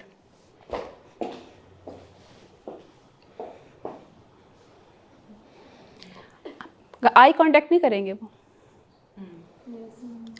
अब सारी क्लास खामोश है, जो बीच में मेन बच्चा है वो एक ही होता है, मैंने उसके पास जाके खड़े हो जाना, मैंने कुछ नहीं कहना। ये बड़े बच्चों के लिए है, 3-4 के साथ भी हो सकता है। Now they are quite, this is the last time. मैं अब जब कॉन्सेप्ट क्लियर करूँगी फिर जो बात करनी होगी आपने कर लेनी, but not during my lecture. That's it. अब आप मूव हो रहे हैं बैक, उनकी तरफ बैक मत करें, कभी भी बैक नहीं करनी है आप लोगों ने। इसलिए तरीका है कि keep moving in the class. इस एरिया में मत खड़े रहें हाली, हम नहीं मूव करते। ये आप चेयर्स पे बैठे रहते हैं, चेयर्स पे इसलिए नहीं बैठते, डोंट सिट। आपने वहां से शुरू किया, आपने जब टास्क दिया तो टीचर्स बैठ जाती है, अब तो ये क्लास वर्क कर रहे हैं। नो, जाके आप देखें व्हाट दे आर डूइंग। बहुत से लोग पीछे काम नहीं कर रहे होते, आप उनका टास्क चेक करते हैं, काम करना शुरू कर देंगे। This is how you control your class. और इस चीज़ को आपको सीखना बड़ा ज़रूरी है कि मेरे क्लास को कंट्रोल कैसे करना है। जो टीचर क्लास का कंट्रोल बेहतरीन होता है, कंट्रोल इसको नहीं कहते कि शोर नहीं हो रहा, बाज़ दफ़ा आप एक उनको एक्टिविटी करवा रहे हैं और उसमें वो इन्वॉल्व हैं और आवाज़ आ रही है, बेस्ट क्लास, इसका मतलब है काम हो रहा है। आजकल तो ये कहा जाता है जिस क्लास में खामोशी होती है इसका मतलब है वहाँ कोई काम नहीं हो रहा। ठीक है, क्योंकि अब स्टूडेंट सेंटर क्लासेस होती हैं, स्टूडेंट सेंटर क्लासेस होती है जिसमें बच्चों की इन्वॉल्वमेंट ज़्यादा होती है, बच्चों को इंगेज किया जाता है, ग्रुप वर्क, पेयर वर्क दिया जाता है। आपने एक नया कॉन्सेप्ट शुरू किया है, आप उनको 5 मिनट्स देते हैं कि चलो जी इस टॉपिक को डिस्कस करो, what do you know about it. आजकल बुक्स भी पहले नहीं खोली जाती, कॉन्सेप्ट बिल्डिंग होती है, ब्रेनस्टॉर्मिंग होती है, एक्टिविटी होती है। फिर कहा जाता है हमारे पहले ज़माने में क्लास में enter in, open a box, page number 109, चलो जी। अब बच्चे खोल रहे हैं, हमने ऐसे नहीं पढ़ाया जी। बड़ी क्लासों में लेक्चर होते हैं तो सब तो खामोशी होनी चाहिए, सब टीचर। हाँ देखिए, मैं मिक्स चल रही है ना इस वक्त। जैसे मैंने उनकी बात की कि जब आप कॉन्सेप्ट डिलीवर करिए, स्पेशली मैथ्स का कॉन्सेप्ट डिलीवर करना और वो भी बड़ी क्लास में, उस वक्त जब तक बच्चे अटेंटिव नहीं होंगे ये काम होगा ही नहीं। मैथ्स में तो हर एक की कॉन्सेंट्रेशन टूवर्ड्स बोर्ड होनी चाहिए, टीचर होनी चाहिए। सो उसमें भी यही था कि बात करते करते अगर कोई बच्चा एक्टिविटी कर रहा है तो मैंने कहा ना, I used to ask them question, अच्छा जी मैंने भी क्या कहा, क्या था, व्हाट डज इट मीन। बजाय इसके कि मैं इसको डांटूं कि बात ना करो, मैंने क्वेश्चन पूछ लिया, उसे पता है कि नेक्स्ट टाइम मैंने नहीं बोला, उन्हें टीचर ने क्वेश्चन पूछ लेना। कुछ स्ट्रेटजी होती हैं, ब्लैकमेलिंग होती है जो आपको लेके चलनी पड़ती है टू कंट्रोल द क्लास। कुछ। हाँ जी। बात का ऐसा होता है कि मैम जो टॉपिक हम पढ़ा रहे होते हैं बच्चों को पूरी समझ आती है, लेकिन जब टेस्ट का बताते हैं तो बच्चे कंफ्यूज होके मतलब वो सही से नहीं कर पाते हैं। कोई ऐसा तरीका बताया कि बच्चों को आपके वहाँ डर भी ना लगे। हाँ। और मतलब कि मेरा देखिए, डर किस चीज़ का होता है कि फेल हो जाएंगे, ये डर है ना। डर ये है कि नंबर्स कम आ जाएंगे। आपने उनको इनकरेज करना है कि मुझे, आपने टेस्ट जितना भी आता है वो अटेम्प्ट करना है। बड़ी मज़े की बात है, वन टाइम मेरी क्लास में 3 बच्चे बहुत शरारती थे, मैंने तीनों को आगे बिठाया हुआ था ताकि जब मैं बैठूं तो मेरे सामने रहें। तो हमारा साइंस का टेस्ट था and they were talking. Science का टेस्ट हो गया था, मैंने उनको दे दिए। एक के 2 मार्क्स थे, एक के 3 थे, एक के 4 थे। तो जिसके 4 थे ही वॉज वेरी हैप्पी कि मैंने तुमसे ज़्यादा नंबर लिए। दूसरा कह रहा नहीं नहीं 2 नंबर मैंने उससे ज़्यादा। आई मीन उनका इस हद तक। आई वॉज लिसनिंग, मैं सुन रही थी। मैंने कहा ठीक है, कल देख लेते हैं कल कौन ज़्यादा लेता है। सिर्फ मेरा ये स्टेटमेंट था उन तीनों को कि आज अगर उसने 4 लिए तो कल देते, कल कौन 4 लेगा। Teacher I will take. मैंने कहा ये हम कल देखेंगे, आप तीनों में से कल देखते हैं कौन, ने उसको मान जाऊँगी वो कल। सिर्फ इतनी सी स्टेटमेंट आई। तो मुझे नहीं पता था कि उसका इतना अच्छा रिजल्ट आएगा। इनकरेज ही किया है ना, व्हाट आई डिड। सो उसमें वो 4 से 6 से 8 से 10 तक भी चले गए। और पेरेंट्स मीटिंग में मुझे पेरेंट्स सीरियसली उन्होंने आके कहा कि व्हाट यू डिड, ये आपने क्या किया। वो घर आके उसको होता है कि मैंने अपना टेस्ट करना है। टेस्ट सेशंस चल रहे थे, कहते मैंने उसको कभी ऐसे नहीं देखा। मैंने कहा मैंने थोड़ा सा कंपटीशन डाल दिया है, दैट्स इट, मैंने और कुछ नहीं किया। वो शौक आ गया कि चैलेंज मिल गया। चैलेंजेस दे दें उनको कि लेट्स सी, कुछ कैंडीज, कुछ चीज़ें अपने पास ना रखा करें। मैंने इस पर बहुत पैसा स्पेंड किया हुआ है कि मेरी कबर्ड जब खुलती थी ना, बच्चों को पता था आज कुछ मिलने वाला है। मेरे पास जहाँ एक्स्ट्रा पैसे होते थे मैं कुछ जमा करती रहती, कभी छोटे छोटे रेजर्स। ये छोटी सी चीज़ भी उनके लिए बहुत बड़ी चीज़ होती है। ज़रूरी नहीं हमने उनको कुछ बड़ी चीज़ें नहीं, छोटा सा रेजर, एक पेंसिल, एक कैंडी, कोई बिस्किट, टिकी पैक मेरे वहाँ पे पड़े रहते थे। और जब वो खुलता था, अगर मैं, लेकिन मेरा फोकस उस दिन क्या होता था, मैं वो अनाउंस कर देती थी कि मैंने आज हैंड राइटिंग देखनी है, या मैंने क्रिएटिव राइटिंग है, या टेस्ट है, या आज क्या चीज़ है, उस चीज़ को बता के फिर I used to open my cupboard and yes teacher, ये कबर्ड खुल गई है। Excitement, you have to create that excitement in them कि वो खुश हों कि ये टीचर आ गई आज। आई मीन पढ़ाई भी है, फन भी है। आपकी बॉडी में वो चीज़ इनकरेज होना, जोश होना चाहिए। जैसे अभी मैं बात कर रही हूँ कि बच्चा आपको देखे जोशीला हो जाए कि मेरी टीचर इतनी ज़्यादा ऐसी है तो मुझे भी वैसे होना है ना। क्या आप खड़े हैं, अच्छा ओपन बुक्स, किताबें खोलो, हाँ तुम निकालो, पढ़ा क्यों नहीं था आज। ये क्या आपको मैं क्या मैसेज दे रही हूँ। बच्चे आपको देख के ऐसे खुश होंगे, उन्होंने आपसे भी ज़्यादा लेजी हो जाना है कि टीचर सो रही है, हम इससे ज़्यादा सो जाएं। सो जितने एक्टिव मैंने ये सारी उम्र हील्स पहनी लेकिन मैं बैठी नहीं हूँ। I never sit, I used to enjoy. This is what is requirement एक टीचर की। ये है actually impact of teacher's personality on student growth, development and in education, उनकी लर्निंग में। And it's up to you, आपकी जो personality है उसको आगे लेकर आएँ। आप सब माशाल्लाह बहुत ब्रिलियंट हैं, माशाल्लाह बैकग्राउंड अच्छा है, पढ़ी लिखी हैं सब लोग, नॉलेज है। द थिंग इज़ ये ट्रांसफ़र कैसे करना है बच्चों में, दैट्स इट। बच्चों के साथ कनेक्ट कैसे करना है कि जब आपका लास्ट डे हो तो वो भी रोएं और आप भी रोएं कि नो मैं जा रही हूँ। और बच्चे ज़रूर दे शो दे लव, याद रखते हैं आपको। एनीथिंग जी मैम, एक मेजर इशू जो मुझे फेस करना पड़ता है स्कूल के अंदर वो ये है कि अक्सर स्टूडेंट्स, मतलब कि मैंने स्टूडेंट्स के साथ ऐसे कनेक्शन बिल्ड किया है कि जब उनको कोई तंग वगैरह करते हैं तो वो आप नहीं सकते हैं। अब वहाँ पे मेरे लिए चैलेंज ये होता है कि वो दोनों तरफ से उनको ऐसे डील करना होता है कि ना लड़की पे कोई इफेक्ट पड़े बिल्कुल उस चीज़ ठीक है, का, हाँ। क्योंकि उस माशरे में अगर उस बारे में किसी बच्चे को भी या किसी को भी पता चल गया तो शायद उस लड़की की पूरी ज़िंदगी तबाह हो सकती है। ठीक है, तो उसमें मैंने लड़की को भी देखना होता है और लड़के को भी। बिल्कुल तो ठीक। ऐसी सिचुएशंस को मैं कैसे handle देखो ये काउंसलिंग आ गई ना, आप एक सिचुएशन बच्चे फेस कर रहे हैं, पहले अलग अलग उन दोनों को सुन लो, प्रॉब्लम कहाँ से आ रही है और एक्चुअल प्रॉब्लम क्या है, उसको समझना कि उसमें लड़की का प्रॉब्लम है या लड़के का प्रॉब्लम है, या दोनों तरफ से कोई लड़की है, लड़ हैं, बहुत फाइट हो गई, कुछ भी है। उसमें यह है कि first of all talk to them separately कि क्या इशू है, उसको समझना बड़ा ज़रूरी है।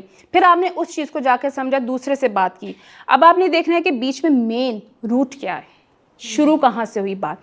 उसमें सिर्फ आप ही काफ़ी हैं उसको प्रॉब्लम को सॉल्व करने के लिए, या उसमें किसी और के इन्वॉल्वमेंट की ज़रूरत है। आपके प्रिंसिपल हो सकते हैं, आपका कोई और हो सकता है, या उसके पेरेंट्स को लाने की ज़रूरत है। ठीक है, ये आपने डिसाइड करना है। But first of all listen. हमें ना अच्छा लिसनर होना चाहिए। यू नीड टू लिसन, वो क्या फेस कर रहे हैं। ये नहीं कि आप पूरी क्लास को पता हो कि जी इसको अलग से लेके चली गई हैं। आप चाहते हैं कि हर चीज़ नॉर्मल रहे, तो आपने कहना है कि after the school, after the class meet me. Simple सा मैसेज, आराम से बैठे उससे कोई, अब मुझे बताओ क्या इशू है, आराम से बताओ, टेक योर टाइम, बट बताना आपने सही है। सारी बात हो गई ख़त्म, ठीक है, अभी किसी से डिस्कस करना है, we will talk it later. अब आपने दूसरे को बुलाया, अच्छा जी क्या इशू था, अब आपको रियलाइज़ करना है कि कहाँ किसका कसूर है, प्रॉब्लम क्या है, क्योंकि हम प्रॉब्लम सॉल्वर्स भी हैं, और अगर हमारे अंदर ये एबिलिटी नहीं है तो ये तो प्रॉब्लम रहेगा हमेशा। सो प्रॉब्लम सॉल्विंग हमें चीज़ आनी चाहिए कि मैंने खुद कर सकती हूँ, अगर तो आपकी वजह से प्रॉब्लम सॉल्व हो गया दैट इज़ गुड। आपको लगता है कि नहीं चीज़ मुझे किसी और की इन्वॉल्वमेंट की ज़रूरत है, गो टू देम, उनसे कह जी मैंने इन दोनों को सुना है, ये इशूज़ आ रहे हैं, now let me do, what should I do, should I call the parents, या आप ही बात करेंगे। ठीक है, यू नीड टू, बड़े देखिए स्मार्टली मूव करना पड़ता है। हमें कोई ऐसा एक्शन नहीं लेना होता जिसने आपने कहा कि जिससे अगलों को भी परेशानी हो, लोगों को भी पता चल जाए कि ये क्या मसला चल रहा था। So move smartly. इसी तरह से क्लासरूम में भी आपको बहुत सी चीज़ें बाज़ दफ़ा ऐसी नज़र आती हैं जिसको देखना और उनको समझाना ज़रूरी है। और उसका तरीका ये होता है कि आप बच्चों से कहते हैं कि क्लास के बाद या तो क्लास में रहना, आपने मुझसे मिलकर जाना है। मुझे जब भी कभी कोई ऐसा इशू नज़र आता था या कोई भी इशू, मैंने हमेशा क्लास के बाद बिठा के सामने बिठा के बात की और आराम से बात की कि मुझे बताओ क्या issue, I am here to solve. ये है ट्रस्ट कायम करना। अगर आपने वो ट्रस्ट कायम कर लिया तो वो आपको हर चीज़ बता देंगे। जी, तो बच्चों को फील ना हो कि हम वीक है, कि पूरी क्लास को बुलाते हैं तो वो बच्चे आते हैं जो तेज हैं, जो वीक है वो नहीं आते। देखिए उनके लिए कंपल्सरी कर देना कि यू हैव टू कम। और आप देखो हमने भी एक्स्ट्रा क्लासेस ली हुई हैं। एक्स्ट्रा क्लासेस लेने का मतलब ये नहीं होता कि आप वीक हैं। आप उनको ये रियलाइज़ कराएं कि एक्स्ट्रा क्लासेस लेके जो चीज़ें क्लास में, बच्चों को नहीं बताती हूँ, क्या चीज़, मतलब वीक स्टूडेंट के लिए हाँ पूरी क्लास को अच्छी बात है ना, ताकि कोई वो फील ना करे कि जी सिर्फ हमें ही बुलाते हैं उसमें। लेकिन आप उनके लिए उनके पेरेंट्स को बताएं कि ये ज़रूरी हैं और हमने क्लासेस क्यों स्टार्ट किए हैं। लाइक वी टेल पेरेंट्स, हम एक मैसेज करते हैं, लाइक आजकल तो व्हाट्सएप मैसेज आते हैं ना कि ये 10-15 मिनट्स की एक्स्ट्रा क्लासेस है आफ्टर स्कूल, और which is very important for them, उनके लिए ज़रूरी हैं। So please cooperate with us. ऐसे मौके पे जब आपकी पेरेंट्स मीटिंग होती है तो आप उनको पहले से अवेयर करें कि हम एक्स्ट्रा क्लासेस शुरू करें क्योंकि इनके रिजल्ट ठीक नहीं आ रहे, तो आपने हमारे साथ कोऑपरेट करना है। अगर बच्चा नहीं भी आया तो you have to send them. आपको देखो पेरेंट्स के साथ it's a triangle, parents, student and you. एक भी पार्ट को निकाल दें, इट्स इनकम्प्लीट। अगर आपको रिजल्ट नहीं मिल रहा, कॉल पेरेंट्स। किसी का बिहेवियर इशू है, किसी का पढ़ाई का इशू है, किसी चीज़ का इशू है, पेरेंट्स को लूप में रखें। किसी को अकेला बुलाना है, आप किसी दिन भी बुला लें। आप पेरेंट्स मीटिंग का वेट ना करें, जब आएगी तो बात करूँगी। कॉल देम एनी टाइम कि मुझे बस जर्नल आपसे इसके बात करनी कुछ। और ऑलवेज रिमेंबर, कभी भी पहला स्टेटमेंट उसके नेगेटिव पॉइंट से शुरू मत करें, नेवर। पॉजिटिव चीज़ें पहले बताएं ताकि वो उनको, क्योंकि वो आके ना शिकायतें सुनने नहीं आते, वो लेके यही माइंडसेट आते हैं कि कुछ अच्छा ही सुने। So what I used to tell कि मैं ये कहती कि ये आपका बच्चा शरारती है।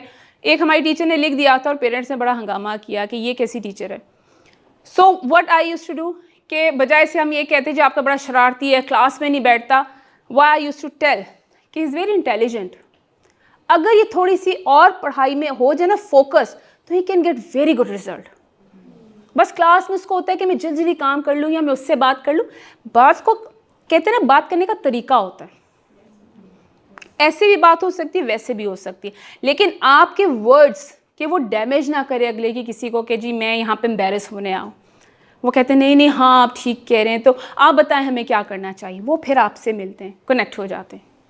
सो पेरेंट्स को हमेशा दिमाग में रखें, उनको बताएं कि जी आज नहीं आया, आप उनको हर 2 दिन के बाद उनको कॉल करके मैसेज करके जो भी आप बताएं कि इसका आना कितना ज़रूरी है। अगर ये नहीं पड़ेगा तो ये चीज़ें ख़त्म हो जाएंगी। ठीक है जी बेटा।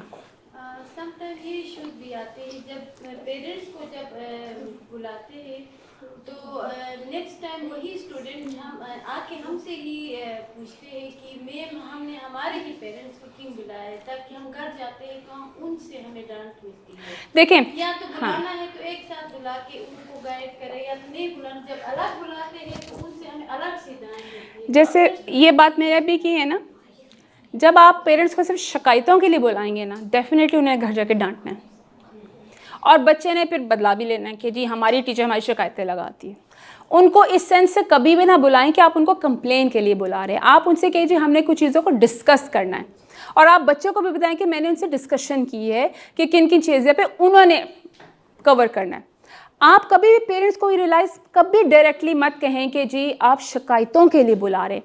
हमेशा मैंने कॉल करके पेरेंट्स को कहा कि मैंने उनसे जर्नल डिस्कस करना है, उसकी प्रोग्रेस को डिस्कस करना है, दैट्स इट, ख़त्म बात जी। ठीक है जी, thank you so very much बात सुनने के लिए। और हो सकता है कुछ चीज़ों से एग्री हों, कुछ चीज़ ना एग्री हों, लेकिन आई होप कि इनमें से कुछ पॉइंट्स तो वैलिड होंगे जो आप यूज़ कर सकते हैं। बट आप हमेशा याद रखें कि आपके हाथ में इनका फ्यूचर है और आप उनके लिए रोल मॉडल हैं, और आपकी पर्सनैलिटी का 100% इम्पैक्ट उनकी पर्सनैलिटी के ऊपर आता है। And it's up to you कि आपने उनकी पर्सनैलिटी को निखारना है या दबा देना है। It's up to you. Thank you so very much for bearing me. Thank you.